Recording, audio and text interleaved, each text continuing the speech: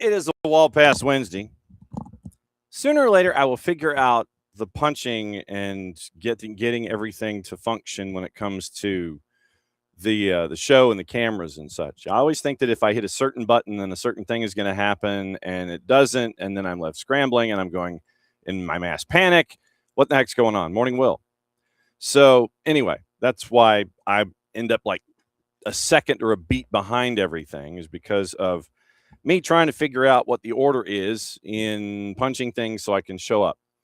Although there are folks that sit there and say, well, if you didn't show your face, the show would be a lot more attractive. John, hear you there. Wall Pass Wednesday. Anything is possible. Probable, possible, you name it, it's out there. Today is kind of a review preview day. Dylan Butler set to join us after the hydration break at 10 o'clock. And we'll go over some stuff that happened yesterday. I don't know if you know about these individuals named Mbappe and Haaland and Messi. Back to back to back. Craziness that you had them back to back to back in one day, and they answered the bell. We'll go into those matches. We'll let you know what happened there and get you set for today. So, and we're going to have a little fun with the highlights because of our friends at FDP, and we're gonna play a couple of highlights from them. And also, when you have a moment or moments like you had last night with Messi, and I believe, Will, that is correct. I believe he is of the Zinedine Zidane's. I believe that is the case. We will effort, but my gut remembers to tell me that I think that is in fact the case. So we'll get into Argentina and Algeria a little differently. We'll hear from our friends at FDP on match number 1 and match number 2. Match number 3, we're going to go a little different, and it's going to be fun when we get to that particular point. So that is the review part of the day. Our AST Rewind is going to end up probably being opening kickoff because it has to do with Maddie and Jason addressing the hydration break. And we'll get into their thoughts on that if you missed it yesterday on 92.9 The Game and the Odyssey app. It is available as a podcast in other sections after the fact on your favorite podcatcher in the After Woodwork podcast section at 929thegame.com. They address the hydration break because others feel compelled to address the hydration break. So we'll get into that. That'll be the AST Rewind this morning. And like I said, that's probably going to end up being opening kickoff. Then getting into the preview part of everything in and around Dylan showing up at 10 o'clock. You're going to hear from a lot of folks having to do with the Three Lions. It is setup day for them as they get ready for their matchup. You're going to hear from Marcus Rashford, Kobe Mainu, Harry Kane, and Thomas Tuchel.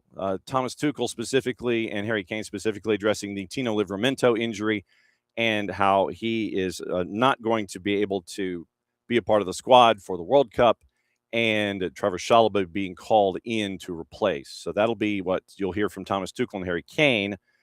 You'll have Marcus Rashford and Kobe Mainu to discuss what's going on with England as they get ready. You'll also hear from Roberto Martinez about handling the pressure of expectation and knowing that Portugal, it has very, very heavy expectations. And the announcement was made yesterday that regardless of result, Roberto Martinez is done for being the head coach of his side. So we'll get into that. The U.S. is getting ready for their matchup. Bart Keeler, if you were here with us yesterday from the Soccer for U.S. POD, was on early so he could leave, so he can catch a flight, go to Seattle, hopefully dodge the rain from the invest that is in the Gulf, and get to Seattle for the matchup on Friday afternoon at 3. So he's flying there today, and will be there today, tomorrow, Friday, probably coming back Sunday. So you'll hear from Timothy Way, you'll hear from Sebastian Berhalter, and you'll hear from Max Arfsten. Max Arfsten was having a specific audience that was Columbus-based, and we were a part of that conversation yesterday, listening to our friend Chris Doran and Max Arfsten having a bit of a 1v1, so you'll hear from them. Canada prepping for their next matchup. You'll hear from Stephen Eustachio and from Alistair Johnston. So that'll get you ready for what's going on with the one of the other two hosts. There's news in Major League Soccer. Bruce Arena has signed a contract extension in San Jose. We will hear from Bruce. Then in Austin, they're making player moves, and we'll get into that as well. And obviously the other news of the day that's down the pike, and we'll let you know what's going on there. There's news involving Thomas Partey. You'll hear about the South Korean media, and you'll also hear about a group in the United States based in Oklahoma City and Jacksonville that is buying teams at the National League level in England. And that came to the fore yesterday, and we've reached out to them to see if they want to come on and talk about it. So, highlights from yesterday, AST Rewind, previewing today. You're going to hear from 1, 2, 3, 4 separate. Well, you're going to previewing today and down the line. You're going to hear from 4 separate countries. You're going to find out about Major League Soccer. You're going to get your news.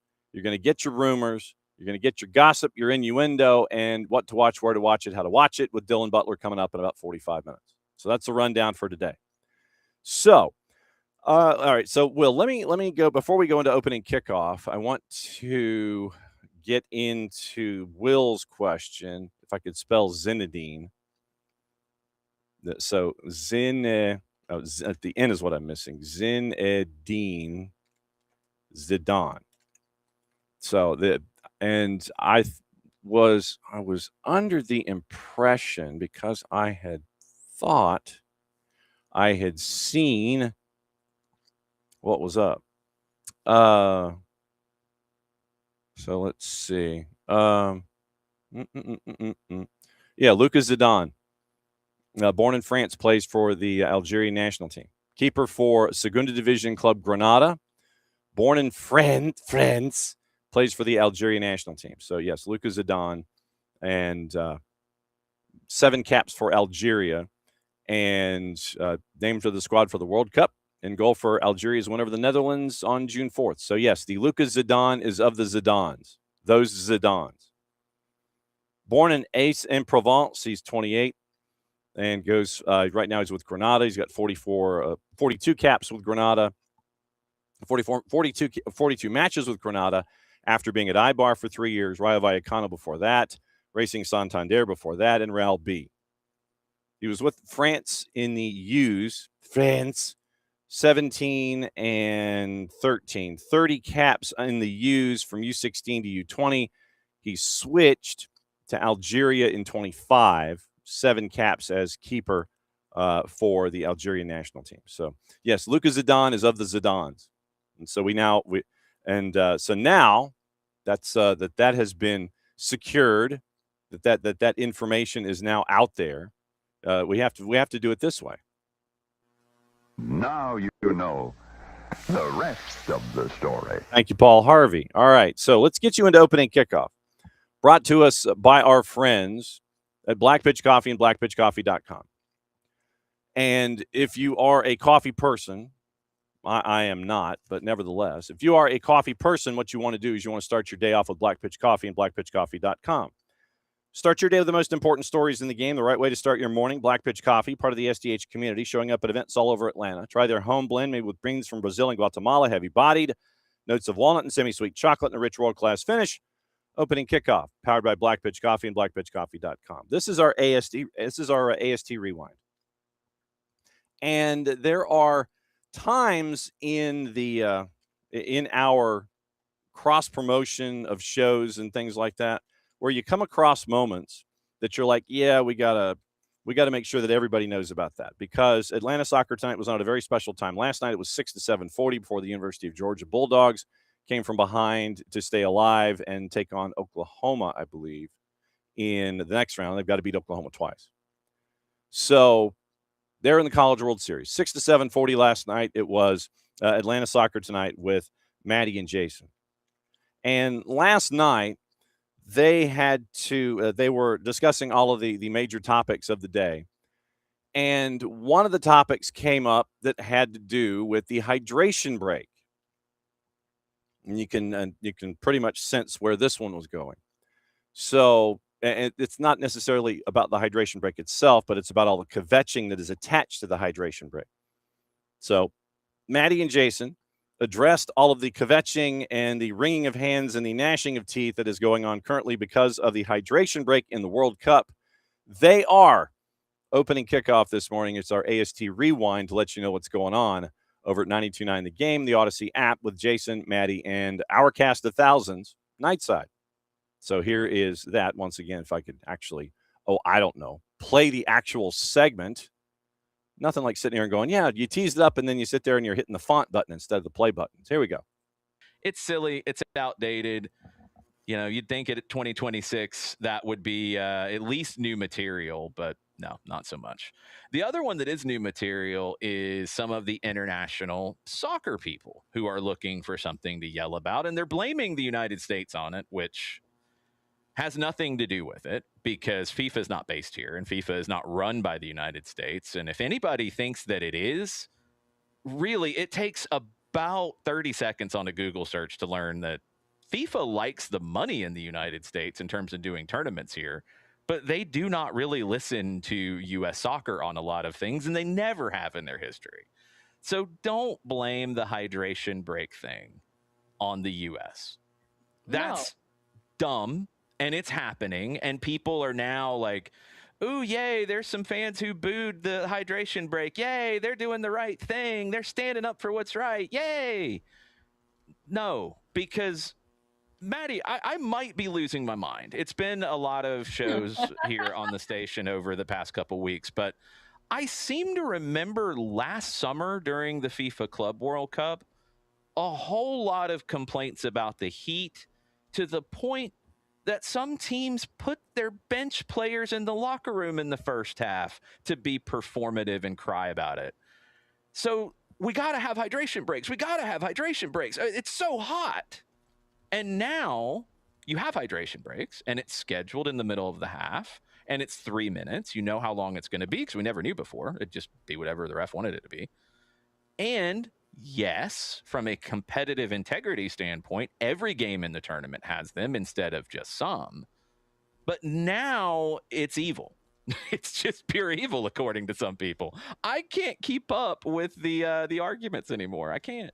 I feel like at some rate, too, it's getting to a point where the conversation's been done so many times that when you tweet something or when you say something, you're doing it just to get a reaction. And listen, if you want some clicks, that's fine. Get some clicks. Yeah. Do what you got to do. But I see it and I'm just like, really? Again? Like, there's so many other things you could talk about, like Cape Verde. You could talk about, Frank. You could talk about so many other teams. You talk about so many things. Why that?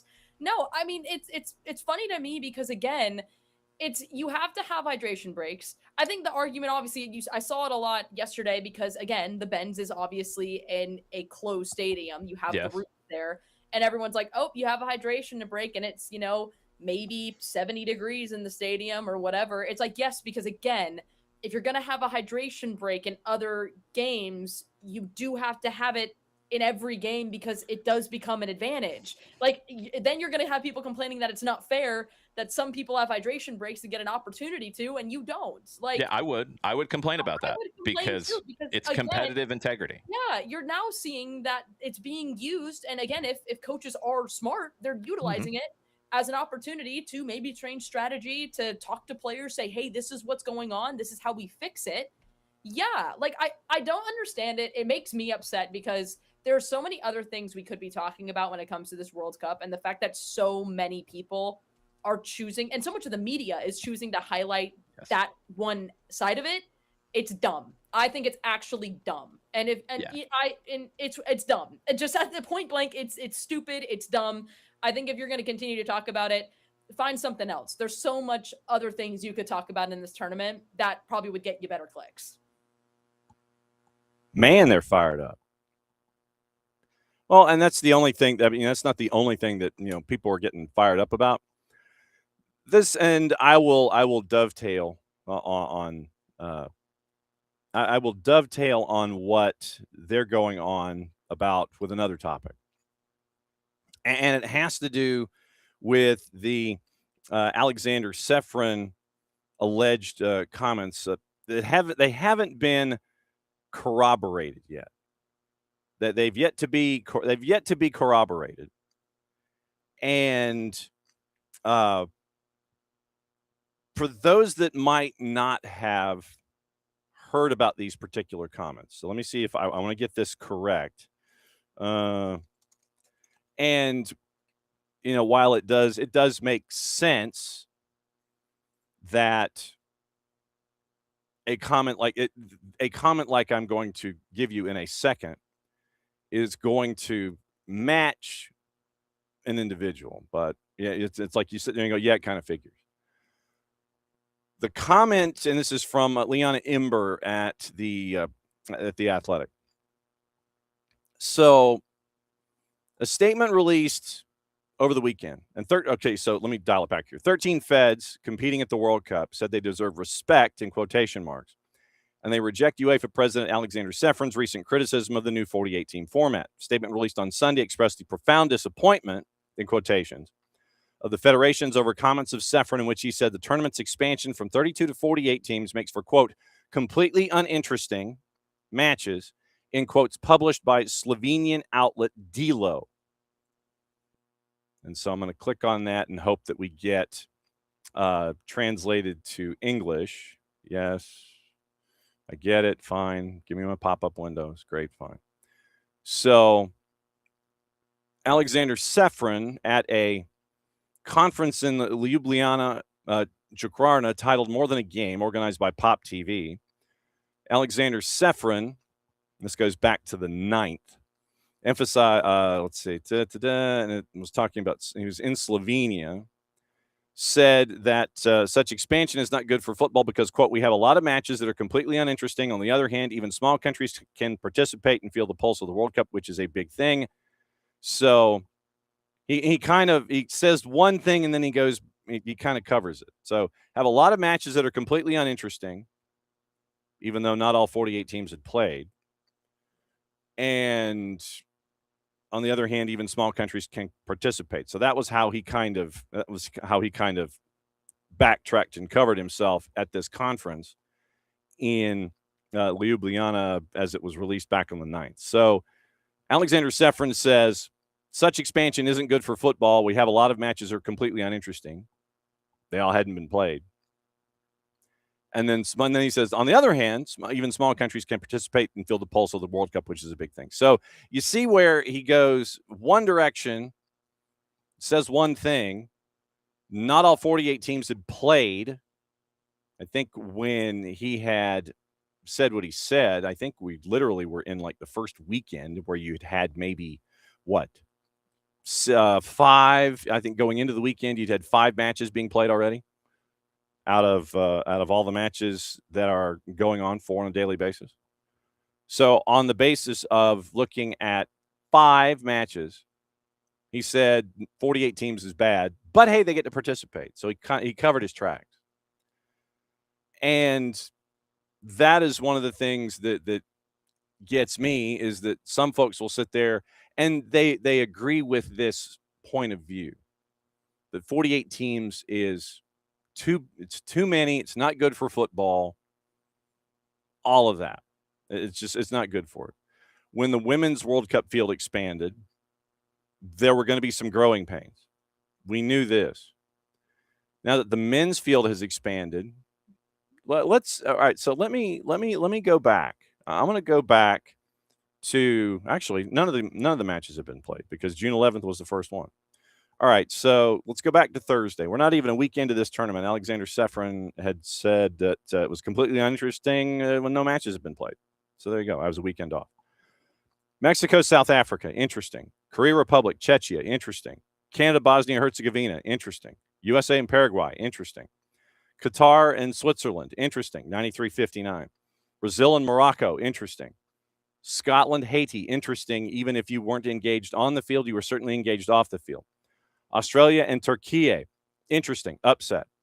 Germany, Curacao, interesting. It was 1-1, then Germany put the pedal down, so you got to see Germany score, get a wake-up call, and proceed. Netherlands, Japan, interesting, back and forth.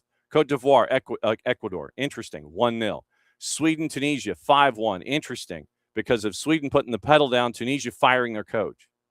Spain and Cabo Verde, interesting. We know what happened there.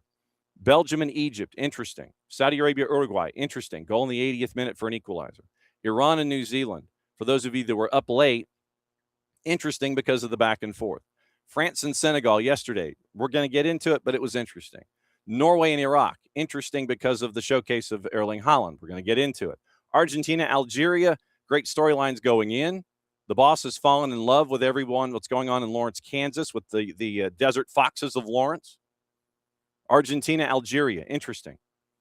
So, and Austria, Jordan, interesting if you're up late night on the East Coast for the first time in almost 30 years. Austria is back in the tournament. Jordan's in it for the first time. So that is 1, 4, 7, 8, 10, 12, 13, 14, 16, 18, 20 matches in a row that are interesting. 20. 2-0. 20. 2 that are interesting. 20 matches in a row that have been interesting for one thing or another.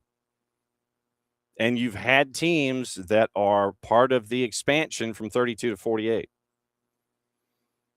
And literally, you have had some folks here in the United States who are U.S. writers sit here and say that it shouldn't have been expanded. It's unwatchable. Then don't watch. Go touch some grass. Go wait for the next matchup. Wait for a matchup that you want to see. And then maybe you'll be drawn in to the other matches. We've had 20 matches so far. They've all been interesting. This tournament is turned on its head with a goalless draw by Cabo Verde, who came in as a part of the expanded field. 20 matches that have been interesting so far. I would respectfully disagree with the front half of the quote from Mr. Sefrin. And I would also respectfully disagree with any pundit here in the United States that sits there and says, oh, this isn't interesting when you expanded it to 48. Tell me which game wasn't interesting. Tell me which game out of the blocks since last Thursday has not been interesting. We are in day 7 of this tournament. 20 matches have been interesting. So I hate to break it to folks. Enjoy it for what it is. Yes, in the group stage, you're going to have some surprises. You're going to have some surprises. We've already had some. We have 2 groups that are in the blender after match day 1. One of those is that group that involves Spain and Cabo Verde because of the results that happened. The Canada group is in the blender. Canada's group is in the blender. Group B is in the blender. Switzerland, Canada, Qatar, and Bosnia-Herzegovina, all in the blender. Same number of goals scored by everybody, same number of points. Can't wait for match day 2. Then also in the blender, kind of sorted Group G, because you have everybody at 1 point, but you have 2 teams that had a 2-2 draw, and the others had a 1-1 draw. Group H almost in the blender. You're looking at Uruguay and Saudi Arabia with 1 point and then a 1-1 draw, then a goalless draw with Spain and Cabo Verde. So H is in the blender. B is in the blender. And of course, it was trying to tell me that the games that involved France and everybody hadn't been played yet, which is not true. So literally, you get to groups K and L at the end of the group stage. You've got 2 of the groups that have already been played that are in the blender after match day 1. Identical numbers when it comes to points. One that is worse in the blender than the others. I mean, you want to talk about pureed? That's Group B. That is Group B. Switzerland, Canada, Qatar, Bosnia-Herzegovina. 2 1-1 draws will do that for you. But that's where we are right now. 20 matches have been played. And I can make a case that all of them have had something happen. Absolutely true, Will. Will says he just mowed his yard. He'll ship people grass clippings if they need to touch them. I like that. So Will's got grass clippings. If anybody, we probably should just ship them to these people. It's like, hey, where do you live? I'm sending you a package. Maybe just like an envelope, like an overnight envelope that has some of those clippings in them. Send them to your favorite pundits. Here, take this outside. Touch this. Enjoy the tournament for what it is. Enjoy what you're writing. Enjoy the storytelling aspect of it. I didn't anticipate this going for pretty much the first half hour of the show, but that's what we're here for. That's why we do 2 hours, if not more. Because we got to get stuff off our chest, and we like to do deep dives, and we like to let everybody know what's going on. So, hey, pundit, every game has been exciting so far. Enjoy it for what it is. Or maybe go cover something else. But there are too many people these days that want to ish on something and just be negative about it. As you heard Maddie in AST Rewind. People just, there are folks these days, whether performative or if they do actually believe in it, that they want to be negative. Negative is easier. Negative touchstones and negative ideas are easier to present to get the rabble-rousing and the reactions of one side or the other. Enjoy the sport for what it is. Enjoy the storytelling. There are so many stories out there, and we try to bring them to you as best we can. But too many folks out there want to go through the performative exercise of being negative for the sake of being negative. It's not worth my time. We got stories to tell. We got stuff to get into. We got a bunch of cool stuff to talk about on a daily basis. And anybody that says that the tournament so far has not been worthy of a 48-team field, shoot, Jason said Cabo Verde was going to get out of group. He's looking pretty good right now. But it's about the whole collective and the interactive experience and sharing of cultures, and for us to be able to find out what's going on in Lawrence, Kansas, with Algeria, with Chattanooga, Tennessee, and the Spain national team, with Spokane and Egypt. And all of you have four high schools that are hosting teams in the World Cup. It's about that.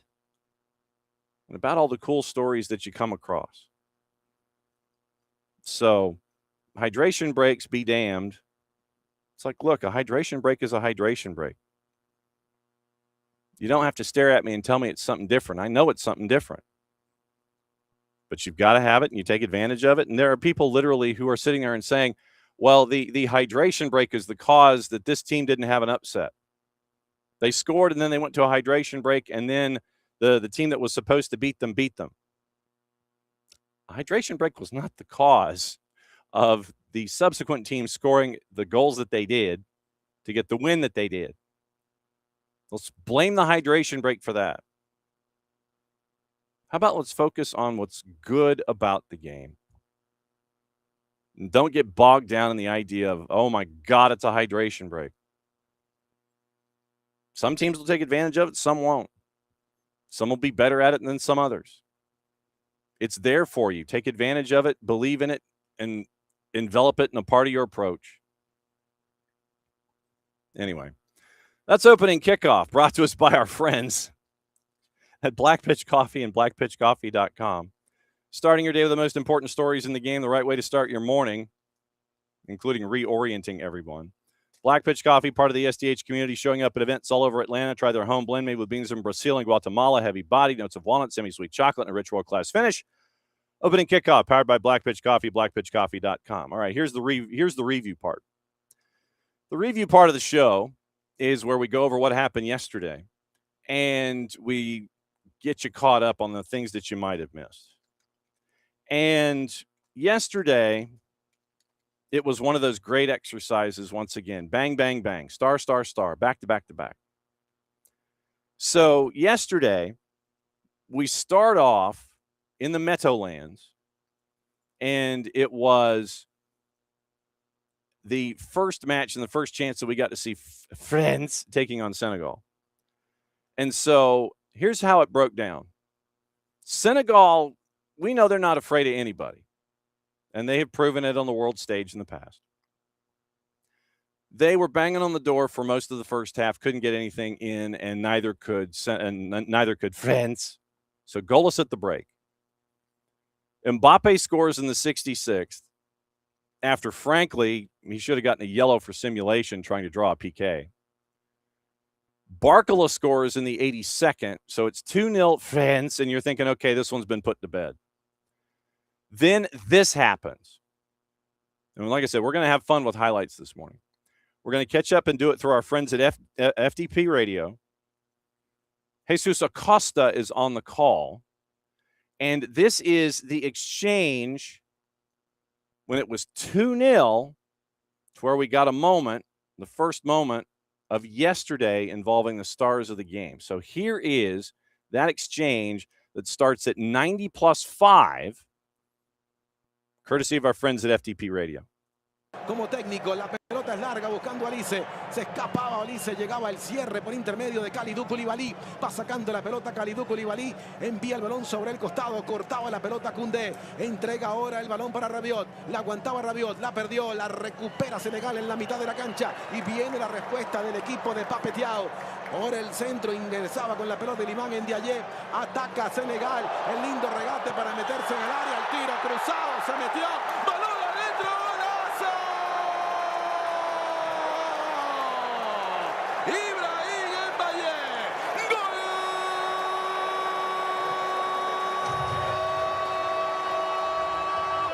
de Senegal. Gran acción individual de Ibrahim Mbappe que se metió en el área, le quebró la cintura al defensor, ingresó en el área, le pegó con fuerza al primer palo de Mike Mañán, la envía al fondo del arco y ahora en el agregado del segundo tiempo, con el ingresado en la segunda mitad, Ibrahim Mbappe define para el 2-1 en el partido. Francia 2, Senegal 1, gol de Mbappe por fútbol de primera.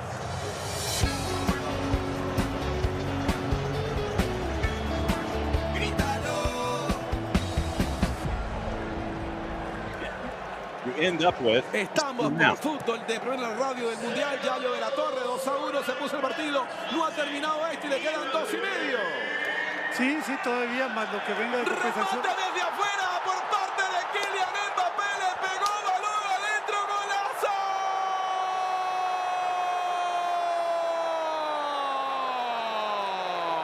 ¡Gol de Francia! Kylian Mbappé marca doblete en el partido para sellar, para sentenciar, para liquidar el partido. So what I was trying to say, but I forgot that my levels are also determined when I'm trying to play things, that at 1 minute and 13 seconds of that clip of Jesus Acosta, you get a goal from Senegal. That's at 90 plus 5. 90 plus 5, you get that goal with Ibrahim Mbappe. And then literally 18 seconds later, Kylian Mbappe hits that thunderbolt to make it 3-1. That was your final. So that's why I wanted to play that stretch, because literally you go from Ibrahim Mbappe at 90 plus 5, making it 2-1, to 18 seconds later, literally kickoff next ensuing possession, as we say in football, the other football. Mbappe with a thunderbolt from like 28, and it's 3-1, and that's your ball game. So Kylian Mbappe scores a brace. That would be a trend. So Mbappe gets a brace. France gets the 3-1 win. That takes us to game number 2. Game number 2 was at Foxborough and Boston Stadium, which is like an hour outside. It's halfway between Providence and Boston, but sure, it's Boston Stadium. Why not? So Norway takes on Iraq. Erling Haaland scores in the 29th minute. You know, not a shock. Everybody's cool. Ayman Hussein scores in the 39th to draw things even at 1. Then, literally 4 minutes later, after the goal is scored, here's Erling Haaland's return to his first goal and a 1-1 draw. Once again, courtesy of our friends at FDP. This time it's Kevin Rodriguez on the call. Muy buena, ojo con esta que se viene Nusa recibiendo por el costado de la izquierda, levanta la mano, ahora va a venir el centro.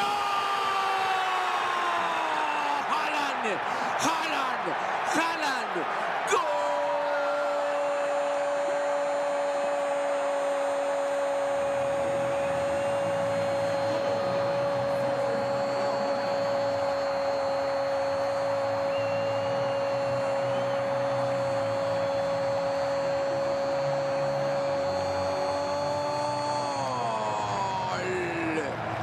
El androide vikingo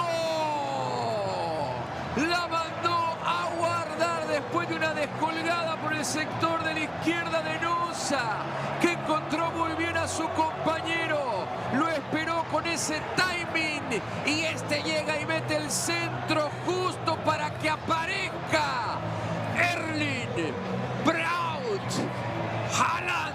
1-0. So you get that. And then he gets the brace 4 minutes after. And props to Kevin Rodriguez, by the way. A 20-second hold note. That is huge. And if you want to, during the tournament, if you've got a spare device, FDP has a shot of their studio, and it's a goal cam with their audio feed. And you get to see them do their work. And you see Kevin was coming out of his chair. I don't know how he had a 20-second hold note, but Kevin Rodriguez gets massive props for the 20-second hold note on the goal. Erling Braut Haaland goes from 1-0 to 1-1 to 2-1. And then Norway would be in control. Østegård scored in the 76th, and Ayman Hussein had an own goal at 90+6. Final 4-1 there in that one. And this is something that I didn't know. And this almost was something opening kickoff-ish. But apparently, and like I said, and I found this out when I was texting back and forth with my aunt. And my aunt is, she's lived in Norway, ever since she graduated college. And so we were going back and forth about what was going on. And she literally gives me this story. Literally, it's like burying the lead. She tells me this story while we're watching the match halfway around the world from each other. So here's what she says. She goes, I worked in the school system as an advisor when the individual pupil needed help. At that time, and I'm going to leave the name out for a second. At that time, this player was in junior high and will not go into senior high, meaning that his grades weren't all that great in junior high, and it looked like he wasn't going to senior high. He wants to play professional football. That was not acceptable, but his father said let him have his way. He's one of those running around on the field right now. It was Martin Odegaard. So my aunt was a school advisor for Martin Odegaard in junior high school. Let me see what Martin Odegaard's up to now. See how my aunt has rubbed off on Martin Odegaard and on Norwegian soccer. Storytime with John. I couldn't find the font. But anyway, so you end up with those two moments.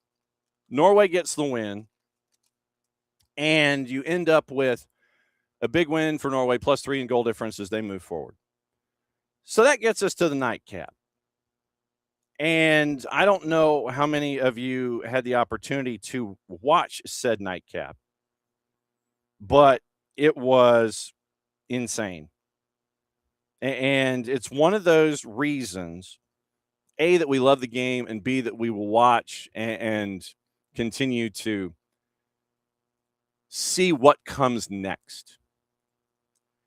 So in Kansas City, and we are efforting our friend Daniel Sperry, who wrote an article for The Guardian about the Desert Foxes of Lawrence, about Algeria and their presence in Lawrence, Kansas, and KU and the whole thing. So we're efforting our conversation with our friend Daniel Sperry that we're used to seeing with the Kansas City Star. Wrote an article for The Guardian about Algeria. So Algeria and Los Albiceleste, Argentina, they're going to show off at Arrowhead, Jiha, whatever, before it turns into Kansas City Stadium for 6 weeks. So you have Algeria, who wants to acquit themselves fairly well, and they do. But there are just some forces of nature that are completely and totally beyond our control, and you don't know literally how they are perceived to be as mortals. You run out of superlatives. You run out of ideas and trying to figure out how to describe something. And there's just time where you just kind of have to sit there and you go, let it be. And the nightcap last night was certainly that way, where you had Lionel Messi, and I'm going to look up SofaScore's numbers in a bit, 17th, 60th, 76th. And the man was in rhythm. So when he is in rhythm, and I will suggest this, when Argentina is on television, flip over to Telemundo, because you have Andres Cantor calling those matches. And it is, once again, it is GOAT talking about GOAT. And just to give you an idea as to what it was like last night to have Andres Cantor and Messi in the same building, where one gets to tell the story of the other as the other is writing the story on the field, courtesy of Telemundo Deportes and FIFA. Here's Andres Cantor calling Messi's goals from last night. Messi para McAllister. De Paul. Buena pelota para Leo. Arranca Messi, va, arranca Messi, va.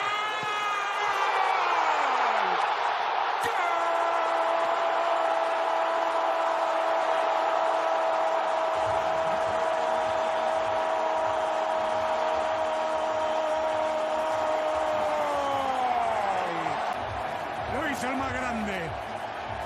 ¡Qué golazo Messi! Hace venir un poco a Argelia para lanzar largo el balón para Messi. Qué buena pelota puso Messi. La tiró larga. Llega Nico González. Gran esfuerzo.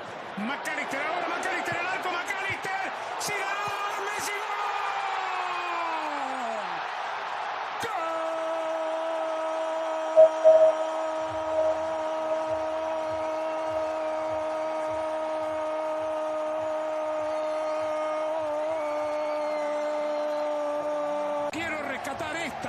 que rescata Nico González para tirar este centro. Después comentará usted, Cerón, si Zidane tuvo algo. De Paul libre y es buena. De Paul muy libre y es buena. Le pica Julián por derecha, ya lo vio Messi. Ahí va Messi, prefiere con Nico por aquí. González para Messi. Messi, Messi, Messi. ¡Gol! ¡Gol!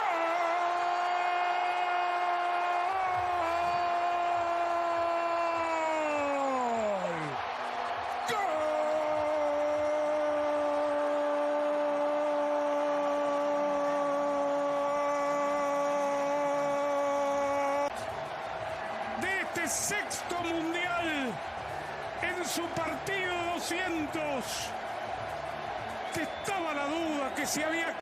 Yeah. So you got that from Messi last night and Andres Cantor. That literally, for those of us who are in the industry, we sit back and watch those kind of nights.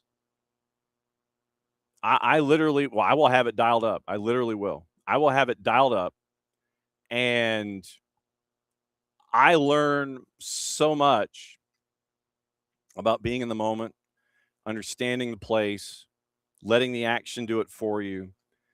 The first goal call where Andres Cantor is going, Messi va, Messi va. So basically it's look at, Messi look, Messi in. So, it's that way of drawing you in. And Messi gets the first goal there of his three. The second goal was straight up standard poacher where shots from the outside, and Messi, who is inside the 18, off to if you were staring at the keeper, off at a 45-degree angle from about 6 yards inside the 18, even around the penalty spot.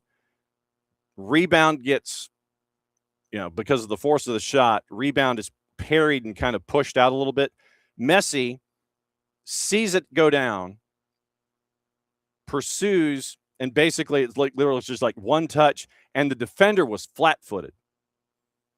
Messi starts his charge. Defender tries to, and it looked like the defender almost spun his wheels a little bit. Shot, keeper can't quite hang on to it. Messi's already on the run to get the slam dunk rebound. Defender is stuck. It's like he was late to the party.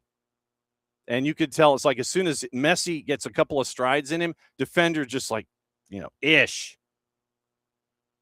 Knew he was cooked at that point and made it 2.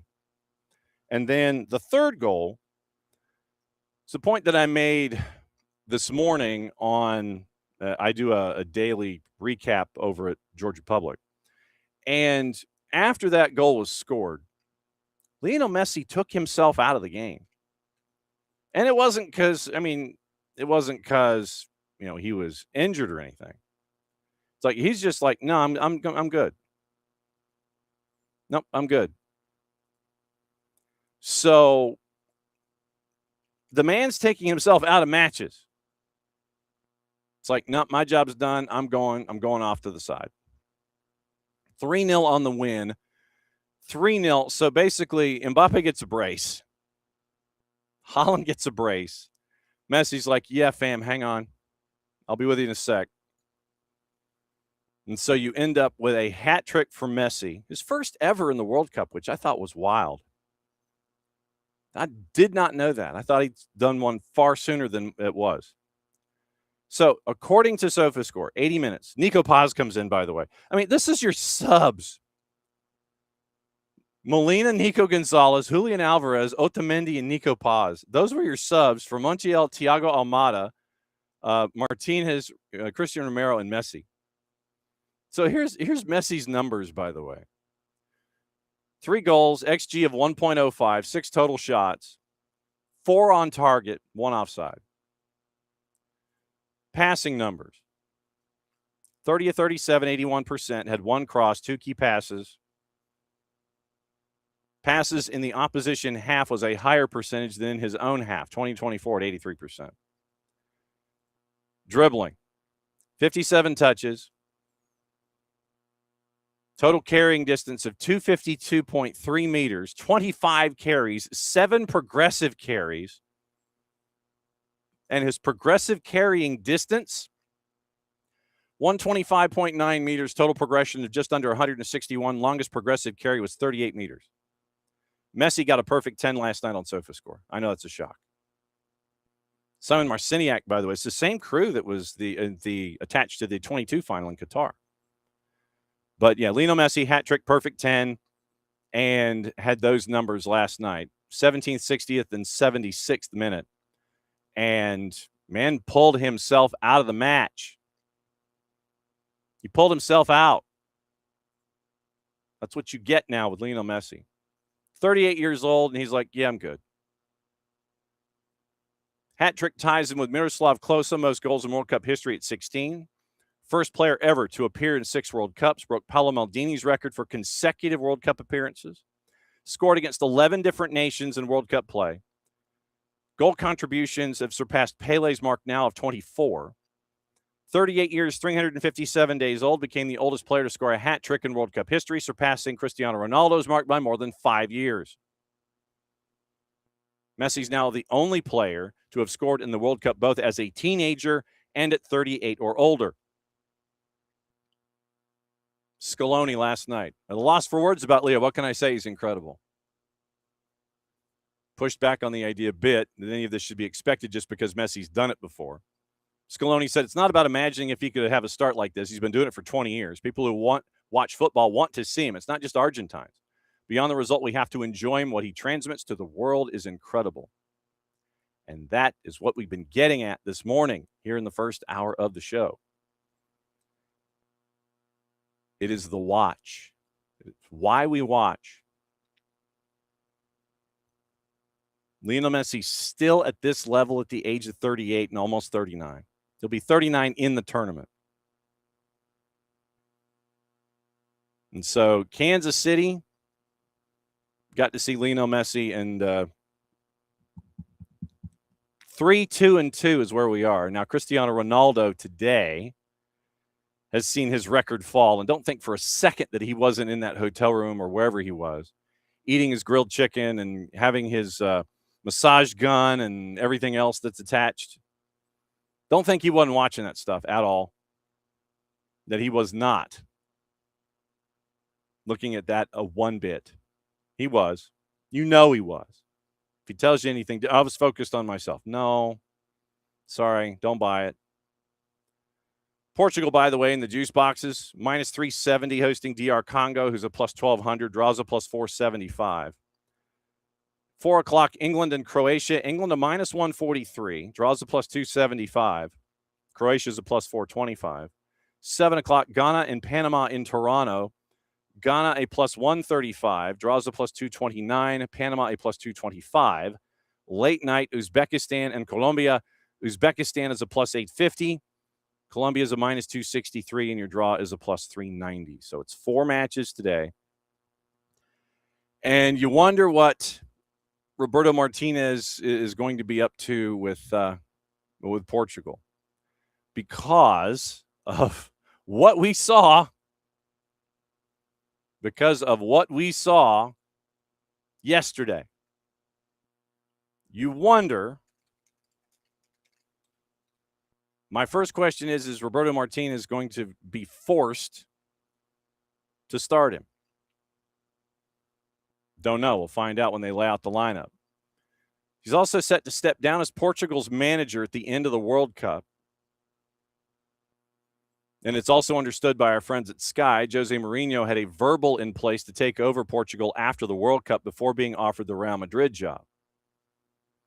So Roberto Martinez heading back to take some time off, maybe get back into coaching domestically. He was asked yesterday about dealing with pressure. And here's his thoughts on how you handle pressure in situations like this. And it comes down to the experience in and of itself. You mentioned the rational part of it, but I wanted to ask you about the emotional side and your role as the manager to deal with nerves. Of course, this team has a lot of experienced players, but how do you see your role in helping the players manage nerves, especially considering how Portugal is seen as one of the favorites in this World Cup? I think obviously is a beautiful aspect, because the emotions, the feelings of representing a national team in a World Cup, they are very natural. So we don't have to fight them. I think what you need to override them is with clarity. Clarity is what you do when you are on the pitch and in certain moments, that you cannot be guided by emotions and just feel that you have to do something different. It's a collective work, it's a sport that we need everybody to be thinking in the same line. And I think the national team coach and the technical staff need to constantly give that clarity, because that overrides emotion. But I would never stop a player feeling emotional about being in a World Cup, because it's beautiful. It's a one-off opportunity in your career. I think if you get the opportunity to have one World Cup as a player in your career, you're very fortunate. If you got 2, it's a gift. If you get 3, is something that is going to change your life forever. And we got a player that is going to be having his 6. So I think you can take your own assumption from that. But I think it's beautiful. Emotions are fine. And one of the things, we need to match the emotions of Congo, because it's not the same for us to be in a World Cup that probably we got very little to win tomorrow in terms of the outside. If you win against Congo, it's expected. If you win by 1, it's a big problem. If you draw, it's a catastrophe. If you lose, this is the end of the world. And you got a team that they are with no expectations, that they are enjoying being here. We've seen it, incredible performances. Teams like Qatar, Cabo Verde, exemplary performances, that it shows you that there are no easy games and in a World Cup. you can change a game to make it a bit easier if you score the third goal like Germany did, but until the 30th minute was a competitive game. So we expect totally tomorrow a difficult game with emotions, and we need to match those emotions, positive emotions of the Congo team. Someone maybe should take that soundbite and send it to Alexander Sefrin. I'm just saying. So Roberto Martinez understanding the context of everything that is going to be going on with a matchup today as Portugal kicks off their World Cup, as they are going to be chasing after a World Cup title. Morning, Katie Weaver. Thanks for dropping in. Just to think, when Argentina won in 22, we all thought it could be Messi's last one. Yeah, I know. Never underestimate Lionel Messi. Morning, Knicks. It's good to have you back. So that's the early part of hour number one, where we've been discussing things, a lot of things, most of them having to do with this World Tournament. We do have some MLS stuff to get into in addition to what's going on the World Cup. So we bring in our buddy Dylan Butler. And Dylan, do you have your hydration ready? I thought that break is coming up in 20 minutes. Well, it could. I mean, we could have our hydration break right now. I mean, but it's not going to be a 3-minute thing. I mean, it's just basically.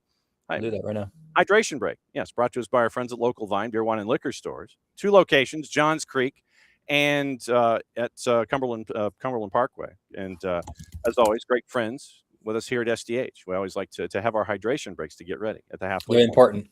Yes. I'm debating where to start. When you watch, as a fellow announcer, do you watch Andres Cantor? Do you set it aside? When you're watching, are you watching?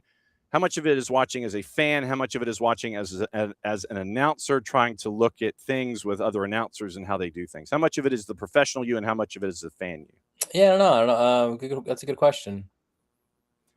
Because the reason I ask is because when last night you've got Andres Cantor on Telemundo calling an Argentina match, that for us it's both. We get the masterclass and we get to enjoy it as fans. I didn't know if you split yourself up in those kinds of situations. Yeah, I mean, you allow yourself to enjoy moments like what we witnessed last night, right, as a fan, but also for sure, like, it's probably not unlike, I don't know, if you're a chef at a restaurant, you go to another restaurant, you're going to enjoy the food, you hope. Mm-hmm. But at the same time, you're like, oh, that's interesting how they, made this this asparagus spear this way, or the flavor that they used, or like, that's okay. Maybe it's something I can maybe use here in my kitchen. So you mentioned all the green stuff. Me and green stuff, that never happened. So yeah, I naturally just chortled when you mentioned asparagus. But I did. So truth be told, just for no, I don't know, good reason, I guess, whatever. I've just had Fox on most of the time. Right. And I did switch over to Telemundo last night, and I feel like I'm sticking there now. Oh yeah. I have been watching Telemundo the entire time. And for those that have not been watching Telemundo, literally it is game and it is review. It is game, review, preview, game, review. Literally, that is what they do. That is them the whole time. And, it's not it's not trying to be it's not trying to be the 5-star chef to sit there and tell you that this slab of something that was created that looks like the size of a petit four is supposed to be the best damn pizza that you've ever had. Telemundo literally is like game, review, preview, game. That is how they're doing it. And I've been. There was a moment in the Fox pre-game last night. How do you know which is which? But go ahead. Where I think it was. I don't even think Lallis. I don't even know. There was a question about barbecue and Argentine versus Kansas City. Like it. No. Yeah. No. I'm still here. Keep talking. No. It was no. You don't do that. cringy. No, you don't. I mean, legitimately, the whole thing is now. If you were smart, you would have had an asado ready to go. If you're in Kansas City and you're at the P&L district, you have that asado ready to go, man. I mean, that's not if you're going to have that conversation, you're not having it as a blendable conversation. You're going to have one part about Kansas City barbecue, Kansas City steaks. I read a stat, and I've got to double check the number, but apparently Argentina's staff brought in 500 kilograms worth of beef for the team for this World Cup run. They imported it themselves. They brought in their own beef for their asados, for their cooking, for everything, just so the team would be as properly fed as humanly possible while they're there in Kansas City. And I mean, dude, I would believe it. Yeah. If you're in a city that you want to have steaks and beef and everything, and you still bring in your own, I'm wondering what the guys do on their days off. Could you imagine? I mean, that's like almost a perfect storm. Everybody's wondering about, well, why did Argentina go to Kansas City? We now know it's the beef. It's the backup plan in case the 500 kilos that they bring in on their own gets, completely and totally destroyed after like 4 days by everybody there. But no, asados are different. Barbecue and steak is different in Kansas City than it is with the asado in Argentina. It's just, why, people? Why? I remember, back when I was kind of like regularly every day covering NYCFC and they would have maybe, I don't know if it's a weekly thing, maybe it was a monthly thing, but they would have an asado. And I know, Atlanta was famous for those as well, with LGP there and everything. But like, so there was never like, sometimes you'll hear, oh, we have some leftovers or whatever. You guys want some turkey wraps or, but there was never leftovers. I'm shocked on that day. And like your pitch side and you're like, oh my goodness. Like, what are we doing here? Yeah, you're sitting there going, man, I needed to be here earlier. I needed to take care of business. And I needed to just kind of, I needed to sample all of that stuff. I mean, that to me, just why? I mean, I know why, but I feel like Ross. Why? That you're having those kinds of things. No. That is not how this works, people. That is not how this works. When you're, good God. See, now you got me all fired up about. You got me all fired. So that was. I was like, I'm going to Telemundo going forward now. Yes, I'm Telemundo. Plus, I was on the desk last night, and obviously, then you're like Messi quotes and such, and they're going to come from Telemundo. So yes, they are, and that's the. I just got my. I got my my Omaha Steaks text about here. Buy this, and I'll be like, well, not so much. It almost seems like with Messi, nothing should surprise us anymore. I'm serious. I mean, I chuckle because that's like, so you and I and everyone who is, watching and listening, like we're all MLS people, so we understand. Yeah. But when you bring in the world audience, and some of whom are only watching every 4 years, they're like, he's how old? Like, no way. Like, he can't possibly. And we're like, just hang on a second. Yeah. Just, like, yeah, he has one, but he's not quite, yes, we know he has two, but 1 second, please. Well, and you look at the surrounding players. Jason was mentioning this last night. And it's like when you can sub out who you sub out and you bring in who you bring in, it's almost mean. It's like you bring in Nico Paz, you bring in Julian Alvarez. You're like, damn, man. I mean, I just think I thought it was so cool, because like I'm watching over the course of the day, and it starts with Mbappe, right? Mm-hmm. Like over in East Rutherford, and you're like, Mm-hmm. wow, what a performance. That was incredible. And then you knew you'd have, Haaland coming up after. You're like, what is he going to bring? And like, then, he scores a brace. And then Messi's like, hold my mate. Hang on. Yeah. It's like, sit tight, fam. We're good. And we played it was literally 18 seconds between the time that the goal was scored by Senegal. Then Mbappe hit that thunderbolt from like 28, and you're sitting there going, yeah, but Luis Enrique is still correct. I still think that there's going to be a moment, and it's not going. That France is not going to. France is not going to win a championship. Haaland, you knew he was going to get his.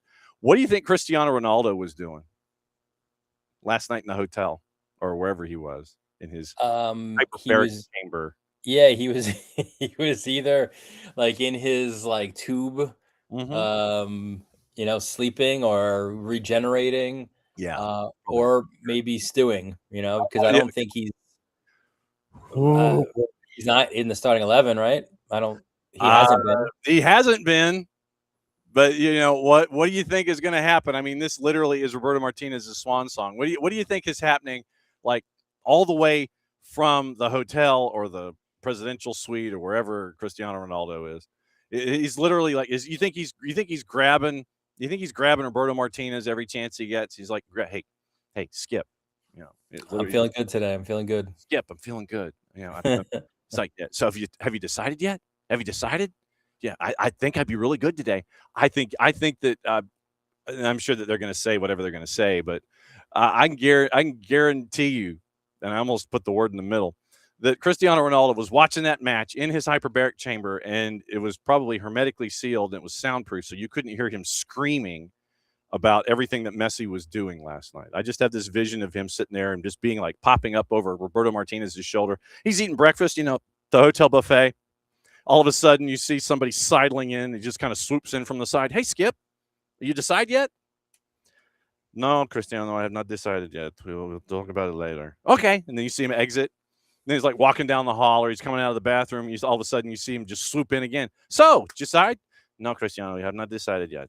Just literally every 15 seconds, they hop on the bus. So sit next to me. Let's talk. I just have this vision like every 30 seconds of him doing a separate activity. Cristiano Ronaldo is trying to impress. Hey, man, I got to start today. Like he's looking out the hotel door, like in the hallway. Like, is he coming? No. Is he there? Is he? And then he hears the elevator ding, and he's like, "Is that no?" And then he steps out, and then all of a sudden, swoop! He just comes right in from the side, literally. He's like, "Oh, Skip! I didn't even know you'd be out here."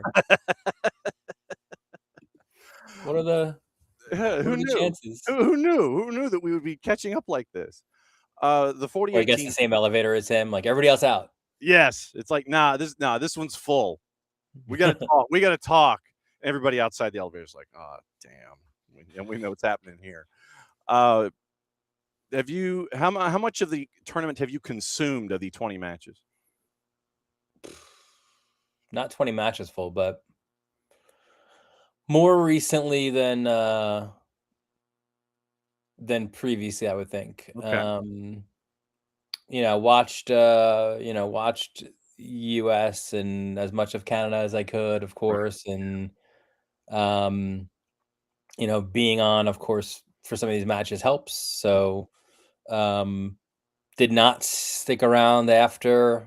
Sorry, Austria. No, that was too much. I couldn't. As much as. But I will say the other was it a 9 o'clock or 10 o'clock? The New Zealand game. Oh, the Ireland. That was a banger. That was I think that was another 10. It was out. It was out there. It was late. It was a fun one. It was out there and it was late.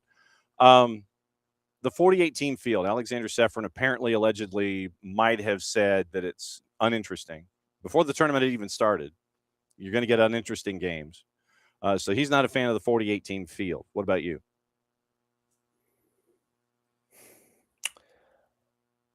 I wasn't a fan of it to begin with, but then you get situations like you see with, Cape Verde, right? And Spain. And they probably would not have been anywhere near the 48 team field, right? So I think like any of these other things, very rarely do we go back from decisions that were made. So we're going to see 48 going forward. Could even see more. Hydration breaks are staying. The 26-man roster is, you know what I mean? Like all these things are part of the kind of norm now. So, yeah, I mean, look, you're gonna what we will see, and like we saw with Germany, right? Like we're gonna see some blowouts, no doubt, and teams that are overmatched. But every now and again, you can get like the NCAA tournament, right? Like the McKee State or McNeese State or something, like one of these teams that pulls off something that you've never even dreamed of seeing. Ali Farouk Manesh in Northern Iowa. Yeah, right. See? Exactly. You get those. You get those, and we've seen that. Even though it was, Cabo Verde defeats Spain in goalless draw. You get that. For me, obviously, it's like I said, we've been talking about it this morning. It's all about, for me, it's about the stories. Now the USMNT, they're working their way up to Seattle for round number 2 or for match day 2 in the group. And after having as pitch perfect a performance, say that 10 times fast, as you had. Oh, before we talk tactics in the game, when I was watching, like Stu Holden made a great point, and I think it's true too. And I want to get your perspective of this. So I go back, my first World Cup that I watched was 90. Okay. So, and that was the first one that the US was in since 1950. Obviously they hosted in 94, spectacle that was, and then 98 was a disaster. And then, 02, you're watching games at 2 and 3 in the morning. Sure. And, anyway, we're used to watching the US play international friendlies and Gold Cup matches, and more often than not, they are home, but they're not home, right? Like they are outmatched. And you think back to the Costa Rica qualifier, right? Like, but bring all that forward. That was, in California, which is, listen, it's like New York, right? Like there's a lot of different cultures, and you're concerned about the crowd. Like that was amazing. There was never, such a pro US crowd that was that loud and in it, and that was something. That was some fun-ish, and you would suspect that would be ramped up even more in Seattle. And the numbers came out with the viewing that apparently the match with Paraguay, combining all of the broadcast networks, the highest or the most watched soccer match in U.S. History since they've metered the households of over 27 million on a combination of Telemundo and Big FOX. And you figured you'd have those numbers, right? First match that they're playing, it was a good time slot, and then you're like, as people like we are who are invested in the sport here, right? You're like, please don't lay an egg. Like, don't, like, you've got so many first-time viewers, like, don't have a 0-0 or God forbid lose, and then to put in the performance they did, was amazing. And now it's like, so now what are you going to do for an encore, huh? Yeah, exactly. Now you have to worry because you have everyone like Australia. Come on, man. Like, we're rolling over these dudes, and you got to like pump the brakes. You got to bring that same mentality. Like, yo, fam, calm down. I mean, there are some pundits here in this country that when the draw came out and they saw Australia, they're like, yeah, piece of cake. We got that one. And obviously Australia has put that on the bulletin board in every locker room that they've been in with this one particular pundit.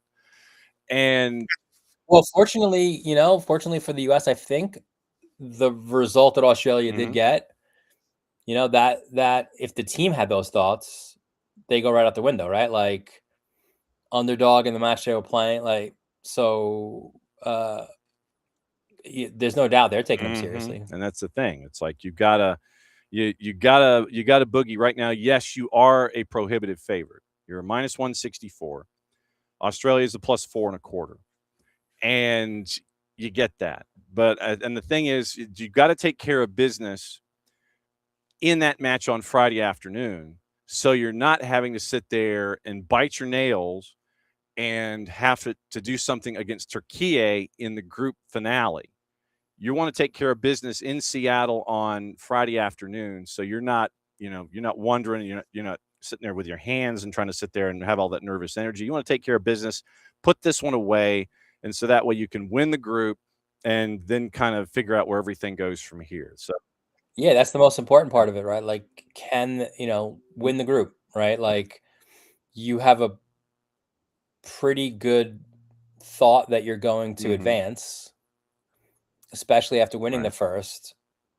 But now it's about, all right, well, like, you have no idea how these other groups are going to go, but let's put ourselves in the best possible position to stay on and continue on in this tournament, right? So coming in, I thought, quarterfinals would be great. After that, it's kind of gravy, but can you get to that modern era high water mark? It's only 90 minutes so far, but they look great. And then to the other team that is in our footprint, that is not El Tri, that has massive expectations. Canada, they're having to deal with injuries. Still don't know the status of some folks heading into the matchup against Qatar. Yes, you're a big favorite tomorrow night at 6, but your group, I think it's B and G, are the two groups right now that are in the blender, and B, the Canada group with Canada, Qatar, Bosnia, Herzegovina, and Switzerland. That one is literally, it's honors even after match day 1. And you've got a lot of folks who are already sitting there gripping, and they're looking at the 4-4-4-4. They're looking at the possibility of a team that would not have even won a match making it in as the winner of the group in this one. And, Jesse Marsh signs an extension even before the tournament starts. So there's a lot of stuff at play here for Canada. The self-imposed pressure now that you're keeping Jesse Marsh, and it was a 1-1 draw, and you had to bring Kyle Aaron off the bench to get to that 1-1 draw. There's a lot of stuff going on for Canada. And, I mean, yeah, you're a favorite against Qatar, but look, 93-59, they got an equalizer, and they cannot be taken lightly either as you're getting ready for that one. And keep an eye on that one tomorrow night around dinner time.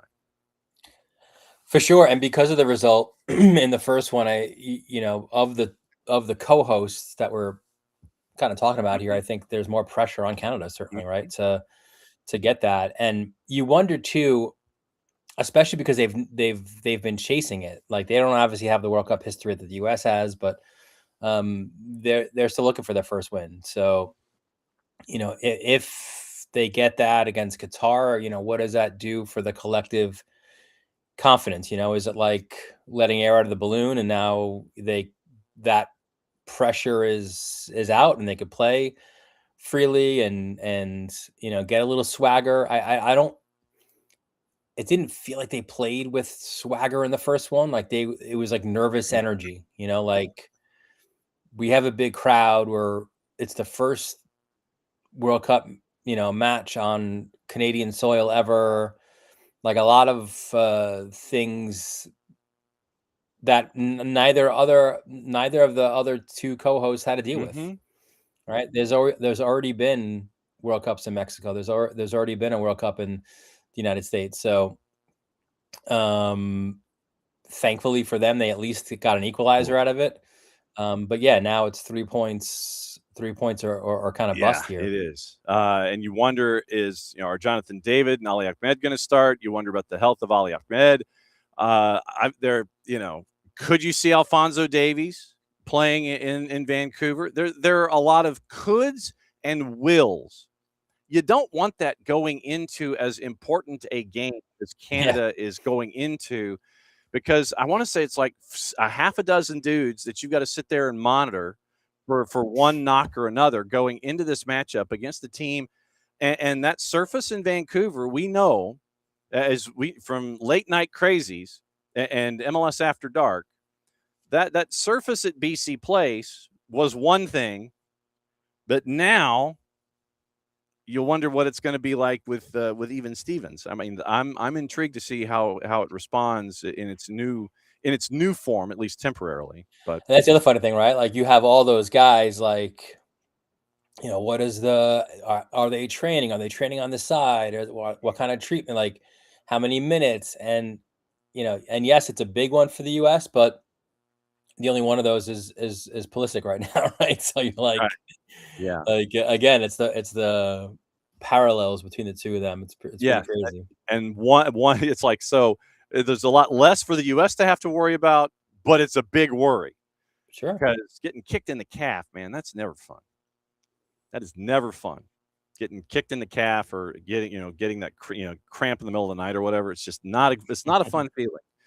And I'm intrigued with what it's going to look like with the men's national team. But yeah, Canada's match, that's got a lot more questions for me, and it's got a lot more stuff to worry about from a national team and a host perspective. For the U.S., you're like, oh man, if they can get the early goal like they did against Paraguay, then you're like, all right, like we're not hitting cruise control yet, but like that's a big one. Like, have the crowd behind you, have them on their heels.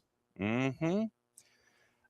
Before I let you go, Bruce Arena signs a contract extension in San Jose, and I was intrigued. Apparently, he's getting told the right things by the front office. John Fisher, I think John Fisher still owns the Quakes, doesn't he? I think he does. Yes. And so hang on. So San Jose Earthquakes. See, now I'm following because I had a joke and I was going to use it, but I didn't want to use it and then not be right because I didn't want to get into. Okay, so hang on. I'm saying nothing like doing this for a punchline.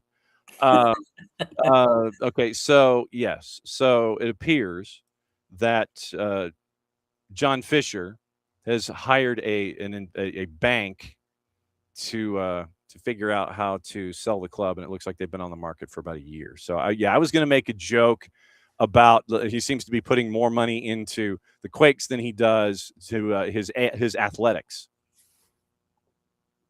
So we see the results, and Bruce Arena happy, and he's staying in San Jose. But I would imagine, obviously with the young talent that's coming up through the pipeline, the young talent that they have found, that he's been given a lot of good reasons to stay, especially after what we were all thinking might happen. It might be a slow start this year. No such thing. You're bringing in talent, you're bringing in names, so it's all seemed to be blending together. And you're keeping Bruce Arena happy, and you're keeping him around. Yeah, I mean that was an interesting one too. Feels like everyone's getting thrown extensions these these days, right? So Bruce Arena gets an extension in San Jose, and then there were a couple of other, just a couple of other news and notesy things. Players being given their buyouts. I think we're going to be seeing a little bit more of that. Robert Taylor got his buyout in Austin. I figured with everything that's going to be happening in Austin, I don't necessarily think that Robert Taylor would be fitting what Jim Curtin wants when it comes to Austin 2.0 and what we're seeing from Jim Curtin. I just have this vision of Curtin when the season kicks back in with like his little notepad up in the 200 section at Q2. Not quite like Thorington doing the Batman pose at the top of BMO, but I figure he's going to have his glasses on. He's going to have his big notepad. And he's going to be taking notes or something. But Robert Taylor was given the buyout from Austin. What have we not talked about that was on your mind that you have seen in the last week? No, I think we got it all. We got the list. We checked the boxes. Yeah, I mean, we talked Telemundo Fox. We talked hydration breaks. Yes, we did. Messi. Although, let's see what Harry Kane brings today. Right, that's the other big dog of the goal scoring group. So I mean, it's just the immense pressure that is attached to Harry Kane and Tommy Too Cool for School and all that kind of stuff. I don't think it's not going to hit him yet, but just the pressure of expectation is what I'm going to be looking at when it comes to England. And no, it's not coming home. I don't think it is. And then Messi will text him like, "Let me tell you about expectation." Yes. Pressure. Yeah, he puts his arm around Thomas Tuchel. Now, Thomas, I'm going to talk to you for a sec. Yeah. This is what it's all about. As always, my friend, it's great to see you and kind of let everything go on a Wall Pass Wednesday, no matter what direction it goes. And so are you're just in game watching and game reporting mode right now? Yeah, just some odds and ends to end the lacrosse season with both USA Lacrosse Magazine picking out players of the year and things of that nature. And there's like a Long Island lacrosse showcase coming up end of this month. But other than that, it was all World Cup. Knicks are done, obviously. Knicks win. Yes, they do. Bang! Yes. Knicks in 5. And by the way, you just actually, I'm in stoppage time here, I know, but fine. It's all good. From being in the broadcasting world, right? Like that was so cool that Mike Breen got to call that. Yes. I think. Because in today's world, you've got local broadcasters are thrown to the side once the playoffs begin in every sport, right? And now it's, the national team and the national group. And, Mike Breen is such a good play-by-play guy that he gets included in the national, but then all of a sudden it's his team that is making this run. So for him to be on the call, like I was, back in 94, it was different then in the world, but like I was going to all the Ranger games. I was at the Cup, final and saw Lord Stanley in person. And by the way, New York did not burn that night. A different time. But to hear Sam Rosen and JD, on the call for MSG, like that was awesome. You don't have that experience, unfortunately, anymore. So that was a small sliver of, like, for me, coolness that Breen was on the call of that one. Yes, and for announcers, like I said, and we know what it means to be attached to teams, and what it means that they're part of the fabric of it as much as the players are. For those announcers to be attached and to finally, after all of this time of banging your head against that wall, to finally get the championship, and for Mike Breen to be able to get the call. Do they get rings? Do he and Clyde get rings? Yeah, I believe so. Okay, and Clyde's ring is probably going to have to be just off to the side. It's not going to look like all the others. So as the grateful master of everything lacrosse in the Northeast, Varsity Media on the YouTubes when it comes to everything lacrosse, and with us on Wednesdays to do everything Wall Pass. As always, my friend, great to see you. We'll catch up next week. It will be 2 matches down with the U.S. and Canada and Mexico, and we'll find out what the hosts are doing and how much pressure is going to be applied by outside forces when it comes. Yeah, and we'll see how many more goals Messi has scored at that point. That too. Yes, absolutely. As always, my friend, it's great to see you. We'll catch up with you next week. All right, buddy. There he goes, Dylan Butler, MLSsoccer.com. And it's always great to catch up with Dylan. And Dylan, I think, personifies Wall Pass Wednesday more than anything, because Dylan and this probably is scary, that Dylan knows where my brain is going at any given moment. And so then if Dylan can follow my brain pattern, then he can sit there and he'll go off in another direction, and then I'll know where he's going, so I can be with him there. And so we kind of are in this insane rhythm when it comes to knowing what Wall Pass Wednesday is all about. But it's always fun to catch up with Dylan. And much like every other guest that we have here, this is the amount of notes that I had going into this segment. This is what we traditionally do with Dylan. Literally, it's like, hey, what's up? It's been like a week. But yeah, this is the amount of notes that I had going into this segment to have the Q&A with Dylan. Okay. Speaking of Bruce Arena, we mentioned MLS. So we'll get into MLS, and then we'll preview the day with the World Cup, and we'll go from there. Bruce Arena held his opportunity yesterday. Here's part of that conversation. Bruce Arena signs a contract extension in San Jose. This is courtesy of the Quakes their own selves. Yeah, it's been nice. You know, it's a good group of people here. The fan base is good. The community is good. Everything here has been great. Got maybe the best weather in the world as well, which doesn't hurt. And it's been a fun opportunity, and especially with the group of guys that we're working with and trying to develop. So there's been a lot of positives here. Hopefully we can continue to get better. You know, on those positives, we've seen some of the material improvements. You know, another training field, some of the team facilities. What is next for this club? What does John and you talk about? Well, that's certainly a decision the owner makes, but obviously we'd like to continue to improve our training facilities, improve our roster. You know, we're getting the support we need at the moment. There's no complaints here. It's been good. We've been able to improve the roster. We've been able to improve facilities. You can't do everything overnight, so I think in a short period of time we've made a lot of progress. Do you feel with the contract extension you're going to be able to see some of that through? Is that part of the plan? Hopefully, you know, I do have a death clause in my contract, so if I die, my contract's null and void. So, you know, who knows? We'll see. Good, Marco. Bruce, with MLS switching to the European schedule next year, The world, kind of like the world schedule, yeah. Yeah, the world's going to become a world schedule now. Yeah. Was that one of the reasons why you wanted to sign this extension, knowing that you're a good recruiter and you could bring some of that European talent eventually here to San Jose? Well, it didn't have to do with the calendar, ownership was interested in me staying around longer. You know, I was entering an option, and they wanted to extend that. The calendar had nothing to do with it, but the calendar's going to make things interesting, and certainly I think it allows MLS to probably attract more players to our league, and I think after the World Cup you're going to see a lot of quality players coming to MLS as well. Bruce Arena signs a contract extension in San Jose. The terms are through the 28-29 MLS season. And then so they announced it having to do with the team returning to training. And so Bruce Arena signs a new deal in San Jose. Teams are kind of drifting into training right now in MLS. Atlanta United had their training this morning, and there's still be going on right now, but I think the availability to watch them come back to practice has come and gone. I think Jason is up there, and just keep an eye on your favorite pundits and hosts and things for all the news.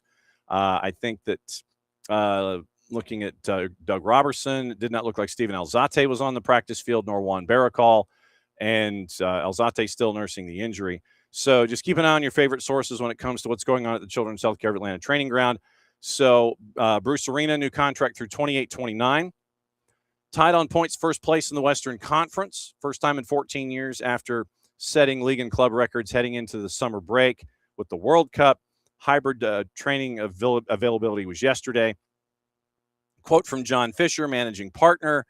Once again, 10-3-2 after 15, eclipsing the best start achieved in 2012 when they got the pie plate. So 5-0-1 on the road, opening the campaign, 6 consecutive shutouts, 1 more victory in 26. Quakes will match last year's regular season total. Arena and his staff have played a key role in the individual development of a roster with the most domestic players, 20, the most former college players, 19 in Major League Soccer. Nico Shakiris, nursing an injury, currently second MLS in assists with 7, first in chances created. Preston Judd, one of the top 5 scorers with 11 goals. Reed Roberts and Daniel Muni have turned into one of the great center back pairings in the league. You bring in Timo Werner, you bring in Daniel, and that's where you are. So Bruce Arena signs a contract extension, returning to action Friday, July 3rd in a friendly against Club Tijuana, and that is at PayPal Park. So through 28-29, Bruce Arena is locked in San Jose. We mentioned Robert Taylor and Austin using their buyout for Robert Taylor, with Jim Curtin and everyone else working their way in. Do not be surprised if there's more activity in Austin. AZ Jackson returns to the Polish League after being on loan with the Whitecaps. So that has happened. San Diego has loaned forward Anis Saidi to Monterey Bay through the end of the calendar year. Loans effective as of 5 days ago.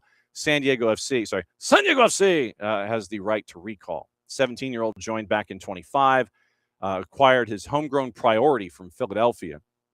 Dibs. Basically, it's all it is. But the 17-year-old has been sent to Monterey Bay FC, and San Diego has the right to recall at any given time. So that is, I think that is the news from the MLS perspective of things. And so that means it is time for us to get into the preview section of the program and break down everything that we are anticipating from the matches today. We've gone through the juice boxes, and we'll lay those out before you once again before we get out of here. Morning, Abby. And we'll once again, we'll break it all down for you here. We got some sound with some of the previews. First off, here is from the press conference yesterday at the MD-1. An opportunity for carousel to call from Sky to kick off the press conference with Thomas Tuchel and Harry Kane about the Tino Livramento situation, about not being able to have him as one of your multifaceted players that you could pretty much plug and play in anywhere. Livramento out with an injury, removed from the squad. Trevor Chalobah now in. So here is that Q&A with both Thomas Tuchel and with Harry Kane to lead off the MD-1 yesterday. And once again, courtesy of our friends at FIFA. So you'll hear carousel call from Sky, Thomas Tuchel, and Harry Kane. Thomas, first of all, Tino Livramento has been very unlucky with injuries. How disappointed was he that he had to pull out, and how disappointed are the rest of the players? And can you talk us through your decision-making process in calling up Trevor Chalobah? Yeah, Tino was of course very disappointed and very sad. All of us were. It was kind of a little shock in training when he stopped training, and he straight away had the feeling that this can be an injury that costs him the tournament, and he was unfortunately right.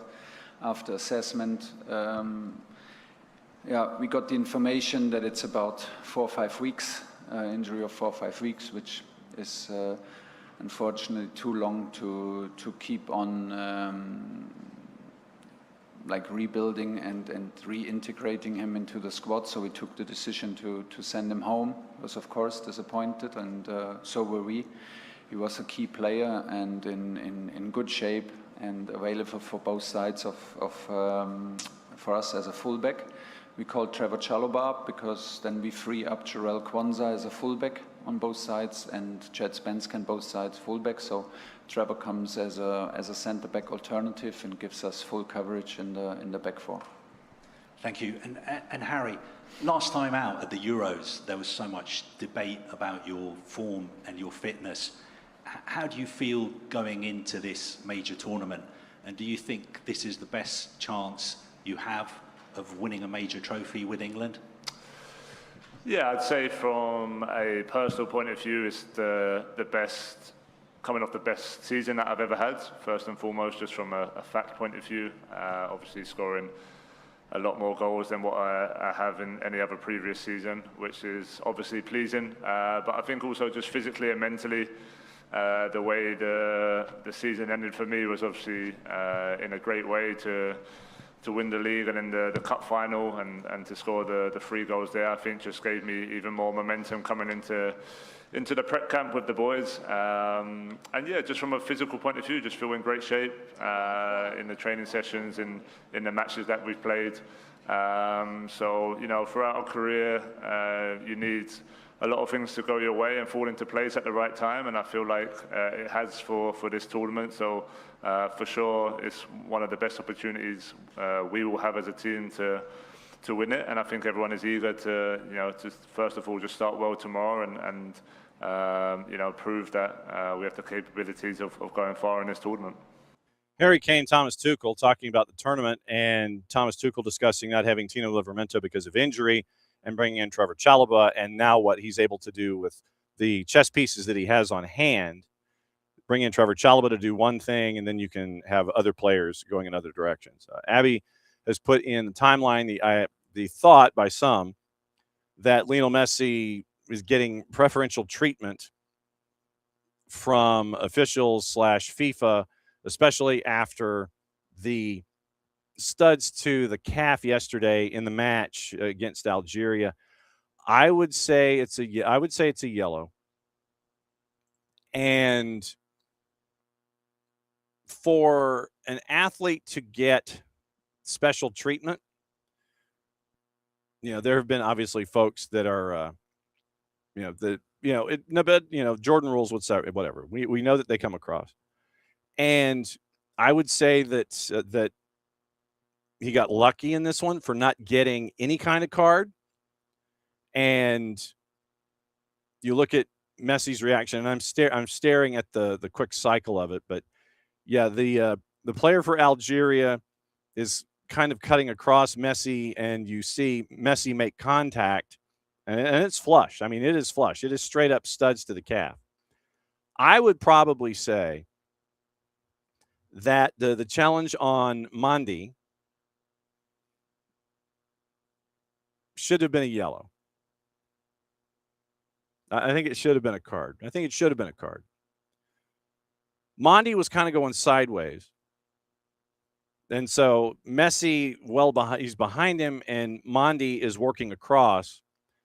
So Mandi, picture it this way if you're staring at it. So Mandi's going from right to left. Messi is kind of running perpendicular and trying to find a way around Mandi's right shoulder to get to the ball. Mandi's going the other direction. Messi's having to work around the right shoulder, and it ends up as studs to the calf. I mean, it's for me, like I said, it's a yellow. And I think that should have been the most expected outcome. But the idea that he didn't get a card in that, and the whole preferential treatment thing, I'm not necessarily into the whole preferential treatment thing, because it would have to be a conspiracy of so many individuals that every crew would have to, that is tied to an Argentina match in this tournament, would have to have a conversation with the head of officiating, if not multiple folks from FIFA. And the more people that you let into a conversation, the odds are that someone's going to talk. So if it's literally all of these, at the beginning, let's play this scenario out. If at the beginning of the tournament, you have all of the referees in a room, all the refs, all the ARs, everybody. So this group of 250? If somebody's mad,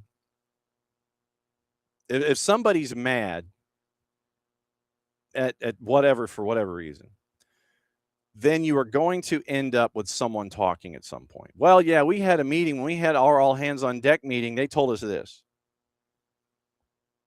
That's too many people under one theoretical roof to sit there and all agree to preferential treatment. Hey, if you get a Messi game, hey, if you get a Cristiano Ronaldo game, lay off.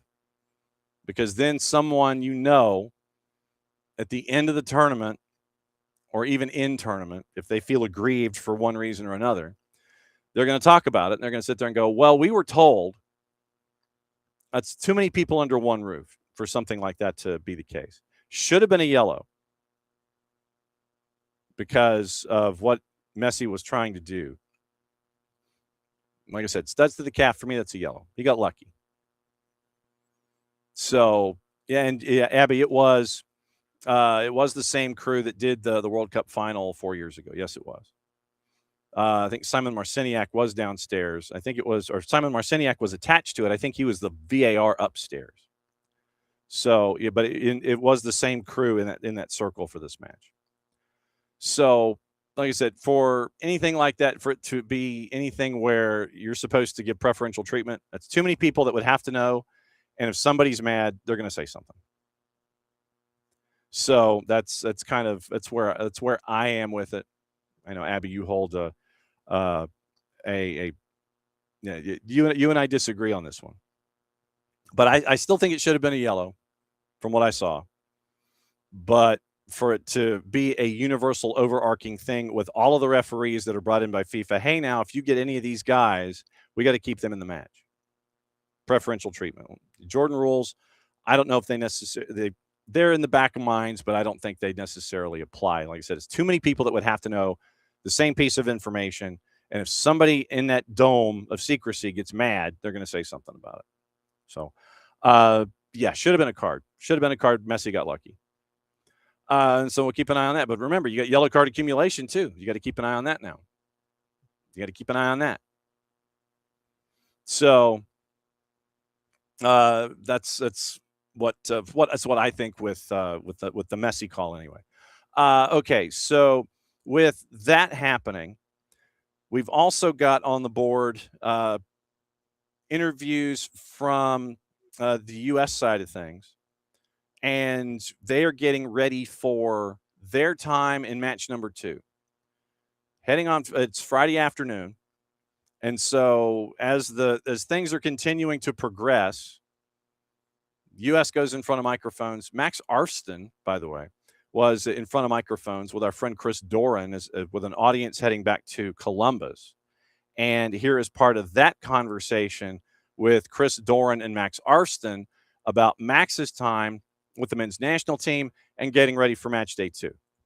Yeah, it was a lot. I mean, I feel like when I'm there in the moment, I don't really think about it. But then after you have a chance to reflect and you understand like how just awesome and amazing it was. But yeah, I mean, obviously it was packed. It was loud, like really loud every time we scored. And I mean, at the end of the day, it's a World Cup. So obviously everything is going to be magnified and the magnitude of the moment, you feel it. But more than anything, I'm just happy that, we won and kind of started it off with a bang and, have all the USA fans excited. I think that's very important for our energy and mentality, like going through this tournament. There's been a lot of positive talk about the USA's performance in that game against Paraguay. How do you keep things in perspective as you prepare for the matchup against Australia? Yeah, I think, obviously it's good. Everyone's talking good about us, but it's only one game and there's 2 more games and we want to top the group. And I was saying this before, like I think just we have a massive point to prove, like the mentality of this group and the energy ever since I got here, May 26th has just been like everyone's hungry. I think the coaching staff does a good job of making training very intense, very much like everyone has an opportunity to show what they can do, and try and grab the opportunity. So like you said, it was a good win, but you can't get too high and you can't get too low, and we have a job to do. And yeah, we're looking forward to Australia because, I mean, they just won, so we have to try and show what we can do against them. Have you had the opportunity to connect with Steven Moreira after his performance against Spain yesterday? Yes, I was watching the first half, but then I had to go to training. But I sent him a picture of me watching the game, and I texted him obviously after, like, well done, because that's an unbelievable result for himself and his country. And yeah, I'm super happy for him. Like it was really cool and like a crazy moment to see him on that stage playing against Spain, who, I mean, arguably can win the tournament, of course. And yeah, I just told him like I'm really happy for him, and it was cool to see him play. And he wished me luck in my next games as well. So we're keeping in touch, and happy for him. Until we play them, I'm happy for him. Until we play them, I'm happy for him. Max Arston, defender for the U.S. men's national team, in front of an assembled audience in Columbus. And you heard the voice of our friend Chris Doran as Chris was catching up with Max for his show that he does up there in Columbus, Ohio. This is SDH AM. John here, you there. Thanks for dropping by, as you always do. And as a part of all of this, it is also time to catch up with Sebastian Berhalter and with Timothy Weah and find out what's on their mind. They are practicing in Irvine, California, before they hop on a plane, head up to Seattle, and are off and running for the matchup on Friday afternoon. So here is part of the conversation that was had with Tim Weah after practice as the U.S. is getting ready for match day 2 in the group. I expect a very good Australian side. I mean, we know they could be aggressive. They have some quality, so hopefully it'll be an amazing game to watch for you guys and an amazing game to play. Did all of you guys expected a 3-1 win? What was talked about inside the locker room after the game? Honestly, nothing's ever expected. We treat every team with respect. We just came with a game plan that played to our favor, and we ended up playing really aggressive, attacking really well, and defending really well, and it worked out super well. So I mean, once you prepare and once you have the game plan, results like that are always going to come. So Tim Weah after practice in Irvine, and so now that Tim Weah has done it, and it sounds like they were standing next to like either a fan or an air conditioner. So that was just either that or an aircraft carrier engine, one of the two. I was looking at the video, and thanks once again to our friends from US Soccer and Veritone for this one and the Sebastian Berhalter coming up here in a sec. But it just sounded like when I was playing it out just then, it sounded like they were standing next to an aircraft carrier. They weren't, but anyway, it sounded that way. Also in front of the microphones, the assembled microphones. Sebastian Berhalter, midfielder for the U.S. men's national team. And here's part of the conversation that they had with Sebastian getting ready for match day 2. Once again, courtesy of our friends, US Soccer and Baritone. Yeah, he was at the game and just going up in the stands, which was awesome, seeing his face. 4 years ago, I was waiting for him to come up in the stands, and now, he's waiting for me to come up in the stands. And, yeah, that was special. And, the letter was something unexpected, and that I was, just so, just when you hear words that your dad's proud of you, it means a lot. So it was a really cool moment. Sebastian, I spoke to some USA fans here today at the stadium. They say that this is the best USA team that they've ever seen, and they're ready to win the world champion, the World Cup. What would be your message to them, like maybe hold your horses, or yes, why not to drink beer? What would you tell them? Yeah, I think that's what makes us American. That attitude and that almost that confidence to believe and to believe in the team. Definitely we still have a lot more games to go and against a lot of good teams, but yeah, we want people to believe. We want people to be excited about this team. Sebastian Berhalter, part of the conversation, had in Irvine, California, as the U.S. men's national team gets ready for match day number 2. Now, on the flip side of this, we were talking with Dylan Butler about Canada, and it is interesting roster decisions that have to be made, or starting 18 decisions, or match day 18s and starting 11 decisions for Jesse Marsh.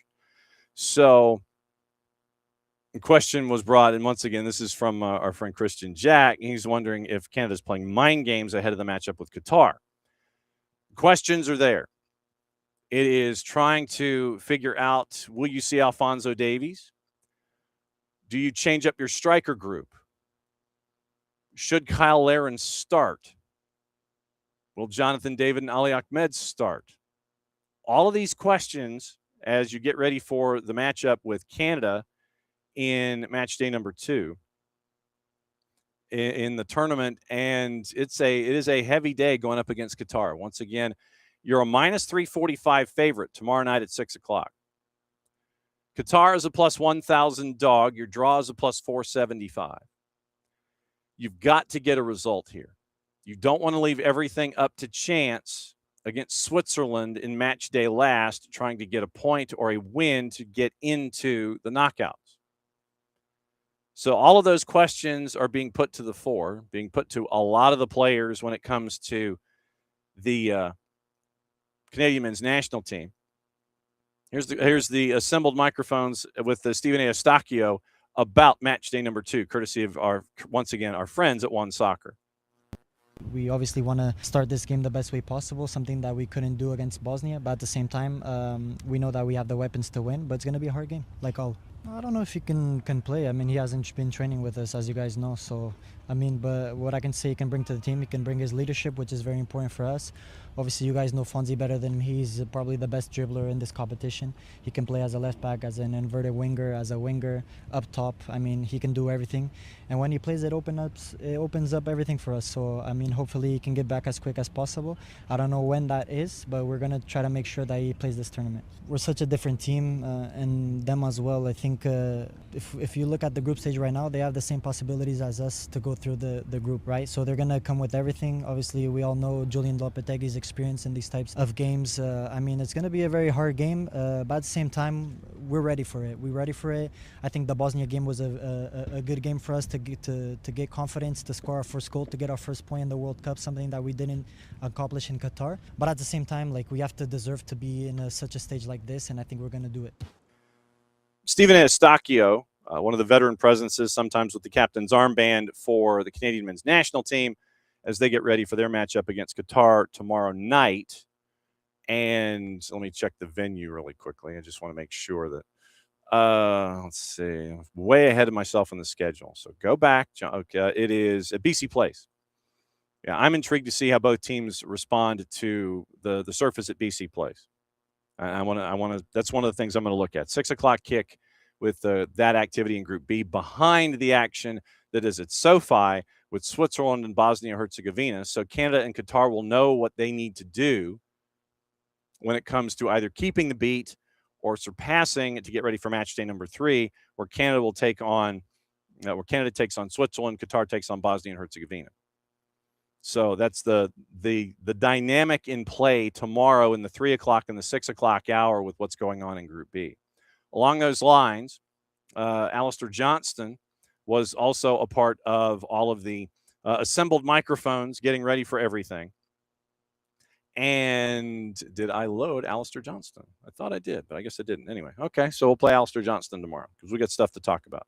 So that's the rundown with Canada, the United States, with Portugal, and with England getting into today. We mentioned Bruce Arena and the contract extension. We mentioned what's going on with Austin FC.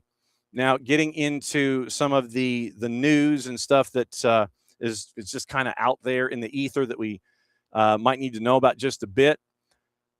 A U.S. group has picked up yet another team in the National League of the English football pyramid. Dawn Group International has picked up Tamworth in the National League. And this from our buddy Ben Jacobs and others, that Dawn Group International, once again, offices in Oklahoma City and in Jacksonville, has pieced stuff together, and they now are adding to their multi-club marketing idea. And they own the Oklahoma City franchise in the League of Clubs, and now they're going to the National League to add Tamworth to the mix. There's been in negotiations for a while. Abdullah Ashraf, confirmed as the new owner of Tamworth Football Club, paid a significant sum to take charge via U.S. firm Dawn Group International. Previous owners Bob Andrews and Steve Lathbury done an amazing job with the club over the last 40 years. Back-to-back promotions, FA Cup runs, stabilizing the club in the National League. And so, quoting Ashraf, now it's time to build on those successes, take the club to even greater heights, intending to make the dream of Tamworth playing in the EFL a reality. Dawn Group, a real estate firm, and their CEO once again driving the acquisition. You can look on the internet and you can find Dawn Group International. We've sent them a note, and we are familiar with their executive vice president from his time in the past with other franchises and other leagues. So we're efforting a conversation about multi-level marketing or multi-club marketing schemes and ideas with Dawn Group International, as they've now picked up a team in the National League. Didn't know if you knew this. Ole Gunnar Solskjaer is on Ipswich's list of options to replace Kieran McKenna. Gary O'Neill is also on that list. Also, yesterday late, Ruben Amorim was confirmed, 3-year deal for AC Milan. And the Roberto Martinez news, open to a Premier League return, hasn't ruled out taking another international job. That was yesterday from Alex Crook. Then, as things continue to go, Spurs had signed Jan-Paul van Hecke from Brighton for $52 million. We talked about that. It was 50 plus 5, and now David Ornstein from The Athletic is saying 52 after 2 rejected offers. Also on the board, we'd mentioned what's going on with Sandro Tonali. Spurs are a serious contender, bid of around £85 million plus add-ons, taking the package to around $100 million expected to be considered. Thomas Partey lost his appeal against being denied entry to Canada following a hearing in Ottawa. Manchester United, we mentioned Marcus Rashford as a part of it. Yesterday, when all of the Roberto Martinez stuff came to the fore, the Portuguese Football Federation came out with a statement saying that they're aligned, focused exclusively on the World Cup, as they have publicly stated, and that Martinez is going to be leaving the role after the World Cup. So I'm trying to see if there's anything that we might have missed along the line. Late yesterday, Martinez mentioned it in the MD-1, and he said at the MD-1, my contract ends after the World Cup. That's not news. It's a fact. So keep an eye on Roberto Martinez and his future. Late night last night, by the way, Ali Olwan scored Jordan's first ever World Cup goal. So have that as your piece of history going forward.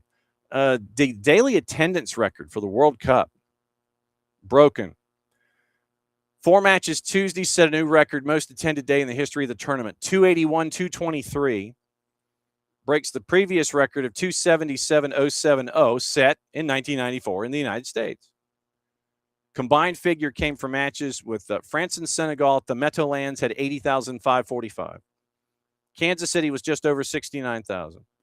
Austria and Jordan had 68.5, and Iraq and Norway in Foxborough had 63,106. Current average attendance at the 26 World Cup is 65,483, on track to surpass the tournament's best cumulative record of 3.5 million folks, once again, 1994, in the United States. Adrian Rabiot has criticized the standard of the pitch at the Meadowlands, saying it felt more like an artificial surface. Told reporters the pitch, I don't even know if you can call it that. It felt more like an artificial surface, quite hard and quite rigid. So we'll keep an eye on that going forward. So now into the gossip, rumor, and innuendo part. It was, let's see if it's posted from our favorite sources. And yes, it is. There we go. Okay, so Ruben Diaz, subject of interest from Real Madrid. Liverpool accelerating their interest in pursuit of Yan Diomande as they look to PSG to beat PSG for the signature. Real Madrid weighing up a 90 million euro move for Ruben Diaz as they look to strengthen their backline. The Mirror has revealed that. Portuguese international emerged as a top target for Real Madrid, keen to add more experience and leadership to the defense. Under contract at City through June of 2029, Madrid monitoring the situation closely. Liverpool accelerating their pursuit of Yan Diomande from Leipzig, trying to beat PSG, according to Team Talk. New Reds boss Andoni Iraola is an admirer, ideal fit for his attacking system.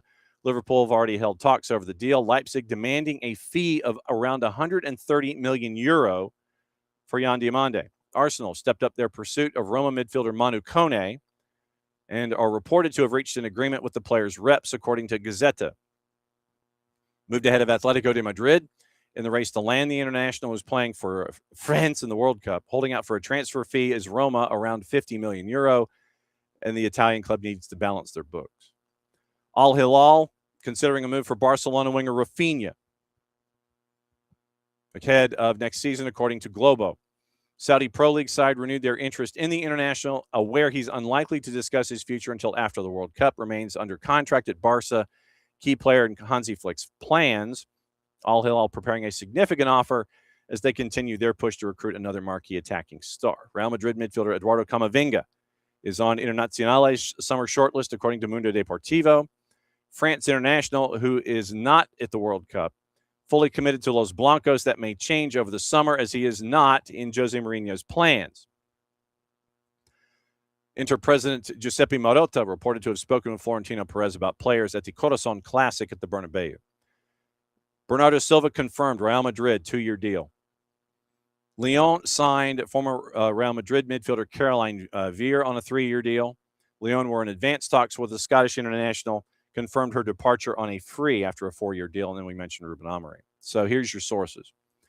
We mentioned Jan-Paul Van Hecke. We mentioned Tonali. We mentioned Rashford.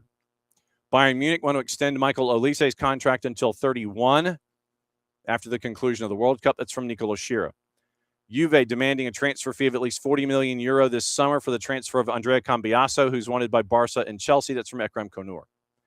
Leverkusen and Lyon advanced negotiations for Afonso Moreira. Details need to be clarified.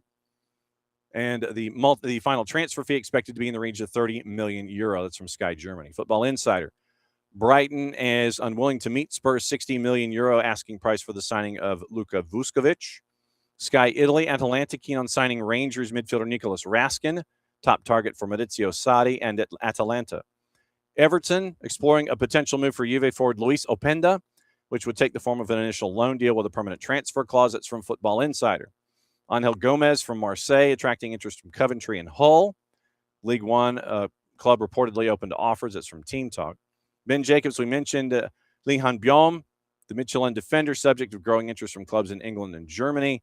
Fabrizio Romano, Como have opened talks with Young Boys over the proposed transfer of left-back Jawan Hajam. And then Paris FC considering appointing Liam Rosenior if Antoine Comboire leaves the club. That's from Foot Mercato. So that is the rundown of your gossip, rumor, and innuendo this morning. And obviously what to watch, where to watch it, and how to watch it is brought to us by our friends at Fanatis, fntz.co/soccer down here. And that link is important. Helps us out, helps them out, helps you out. You get more streaming services for the A and B leagues for a lot of countries in South America. You get TVV out of Venezuela if you want to add it. CDO out of Chile if you want to get there. Liga 1 Max Pro out of Peru. Teisei out of Argentina, and their wall-to-wall coverage with Argentina has been a blast.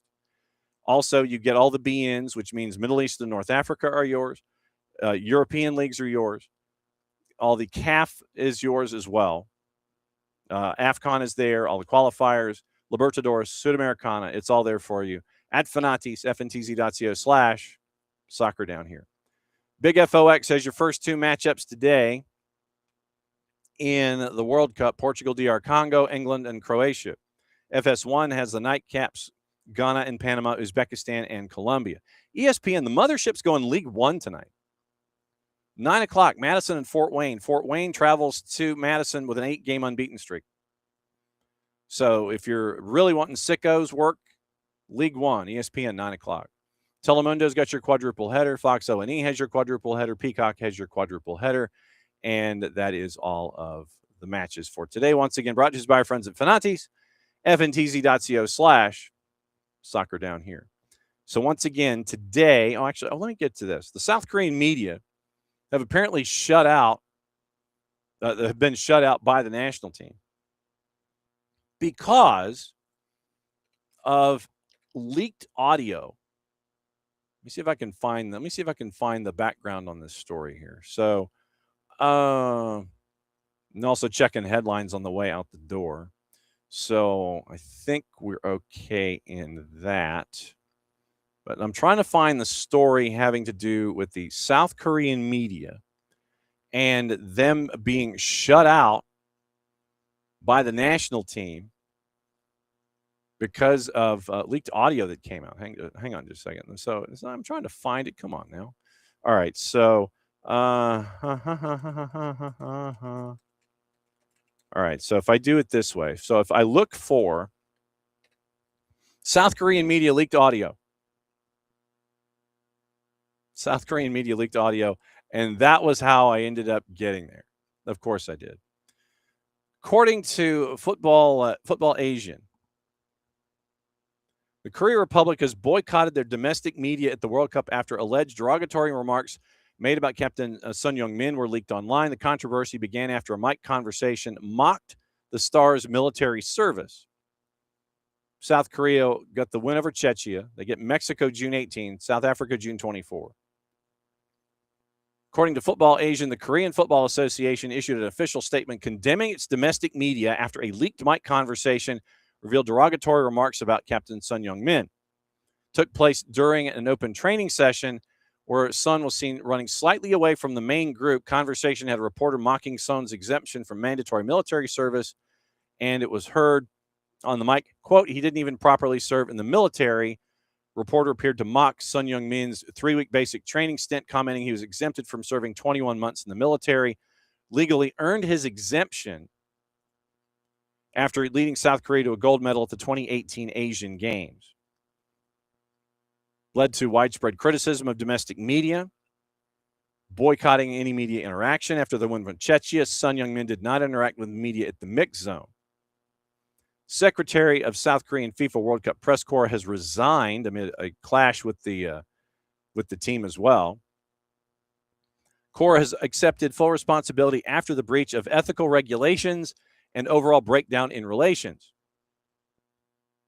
Another scheduled interview with midfielder Hwang In-byum was also canceled back on Sunday. Reporters mentioned scheduling conflicts, allegedly, although it appears to be a part of the boycott of the KFA and the national team players.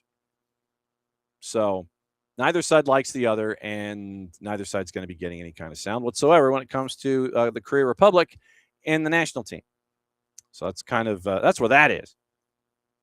Multi-club marketing and multi-level marketing, is it the same thing? No, because multi-level marketing means that the folks at the top of the pyramid are getting all of the spoils, and if you're below that top level in that pyramid, and this is how I know, because I did new skin when I was in college, and I was not good at it. And I had two people approach me to do MLMs. I said, sure, but I'm not good. So everything that you think you're getting from me will end up just not going very well. And I was right. But the second and third level clubs that would be a part of this is like you have the parent, and then you have like if it's City Football Group, say, then you've got CFG, you've got PSG, Manchester City, you've got everything that goes down from there. So it is interest, but the pipeline helps you going up. And you're not, if you are a good multi-club, if you're a good multi-club organization, if you're in a good MCO, then you're going to continue to reinvest at the bottom to help things at the top. In an MLM, you're doing all the work on your own, and whatever happens, happens. If nothing happens, then no one benefits. So it's MCOs and MLMs are a little different. So that was New Skin and Herbalife down here to wrap things up. So once again today, let me remind you about the airing of AST and everything that is attached to that. Once again, Christian Pulisic status is day to day. Aren't we all? It is at 10 o'clock tonight, normal time. Atlanta Soccer tonight, 92.9 The Game, the Odyssey app, 92.9 YouTube channel. That's going to go from 10 to 11. And then it's going to be stoppage time in the three-dimensional experience for AST. 11 o'clock, second half of Colombia and Uzbekistan. That's going to be on 92.9 The Game YouTube channel exclusively. But from 10 to 11, Atlanta Soccer tonight, 92.9 The Game, 92.9thegame.com, Odyssey app, 92.9 YouTube channel. That's going to be Atlanta Soccer tonight, the three-dimensional experience. Then at 11 o'clock, stoppage time on the YouTube channel, and they're going to walk through Colombia and Uzbekistan with Jason. And by the way, if you've got a good couple of minutes, your required reading for the day, go to soccerdownhere.net. And Jason has pieced together a history lesson on how Broad Street, where South Downtown is more integral to Atlanta's soccer history than you may have realized. That's your rundown for today. That is your required reading for today, is reading that story on Broad Street and South Downtown because of the brew house opening. Its second location there in Soto. So Jason walks down Broad Street and lets you know how in-depth the relationship is with soccer and Broad Street in South Downtown. That's at soccerdownhere.net. I've read it. It's a hell of a read. All very cool. So enjoy the matches today and enjoy it every single day. Spain looks like they're planning lineup changes for the matchup against Saudi Arabia. Tori Penso has been assigned to the Czechia-South Africa match here in Atlanta, making her only the second woman ever to take charge of a men's World Cup match following Stephanie Frappart in 22.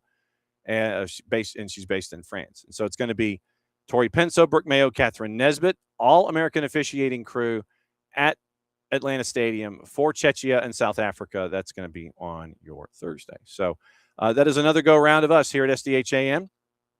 Back at it again tomorrow morning, 9. Oh no, tomorrow's Thursday. 8 o'clock start tomorrow, game day. So it's an 8 o'clock start tomorrow, game day. We'll go through what happens tonight. And then 8 to 9:30 is tomorrow. So we are early tomorrow because of noon match day at Atlanta Stadium. So tomorrow is going to be very, very, it's going to be a day that's going to fly. But at 9 o'clock tomorrow, very, very cool stuff. I don't know if you have heard or if you've been kind of wandering around with what's going on with all the signage that you see involving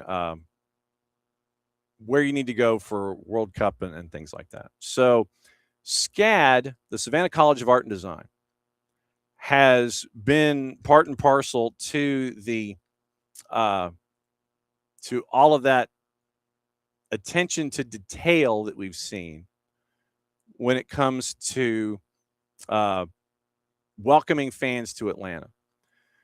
Savannah College of Art and Design partnered with the host committee, the chamber, and the city to develop the wayfinding campaign, the art activations, and the social media strategy to support the matches here in Atlanta. 200 students and alumni from SCAD, from a lot of the top-ranked degree programs, contributed to initiatives with the host committee, interactive art, panoramic campaigns, integrated technology. And so it's about last mile wayfinding, murals, art installations, all that stuff. We're going to catch up with SCAD tomorrow and find out about this, what it took to get from farm to table, basically, and what the response has been like. And so we are going to catch up with folks from SCAD, and it's going to be really cool to get the lowdown about the campaign and the feedback and all this. Our Associate Chair of Graphic Design, who is the faculty lead on the SCAD project, Sam Eckersley, is going to join us at 9 o'clock tomorrow. He'll be our interview before we get you into news of the day and get out by 9:30 so we can head down to the stadium. So Sam Eckersley, SCAD's Associate Chair of Graphic Design, the faculty lead on all the signage that you're seeing and all the campaigns that you're seeing. He's going to be on with us at 9 o'clock tomorrow morning, and we're going to break it down. So tomorrow is early, 8 to 9:30. Then we're going to Atlanta Stadium, and we're going to catch up with the match there with Brooke Mayo, Catherine Nesbitt, Tori Penso as your main ref crew there for that match. So that's tomorrow. And then we have Friday getting stacked. We've got guests early. And then 10 o'clock hour at 10:30 and 11. We're going long on Friday. 10:30 on Friday is going to be Nico Moreno. 11 on Friday is going to be Nino Torres, since we can't talk to them on Thursday. So we're going long on Friday to make up for the 8 to 9:30 on tomorrow. So that's the rundown for that. Keep you posted on anything, everything going on. Follow SDH on all your social media platforms at Soccer Down Here on YouTube, Facebook, Blue Sky, the 280 character app, TikTok, Instagram, all the places. That's where we are, because much like Oxygen, we're around the corner from everywhere. So fun as always to catch up with all you folks today. Enjoy your games today. Back at it again tomorrow. And Mucha Platiel, play it safe. Since it's the end of the show, that means we get to do this. Back at it again in the morning. Maybe we'll see if Abby will be there tomorrow. They needed more volunteers. Oh, Abby's got pins. Look out. She's going card shopping, Father's Day. Okay. So Abby's got pins. And if you're big into pins, it's check with Abby. There's like this big pin that's like $150. It's like a belt buckle I saw in the store. I'm not dropping $150 on a pin that looks like a belt buckle. But anyway, Golden Retriever Brain is taking over. We're going to go watch games. Have fun. Stay dry. Be safe. Back at it again less than 22 hours. Since it's the end of the show, that means we get to do this. And we'll do it again tomorrow. Mucha Platiel.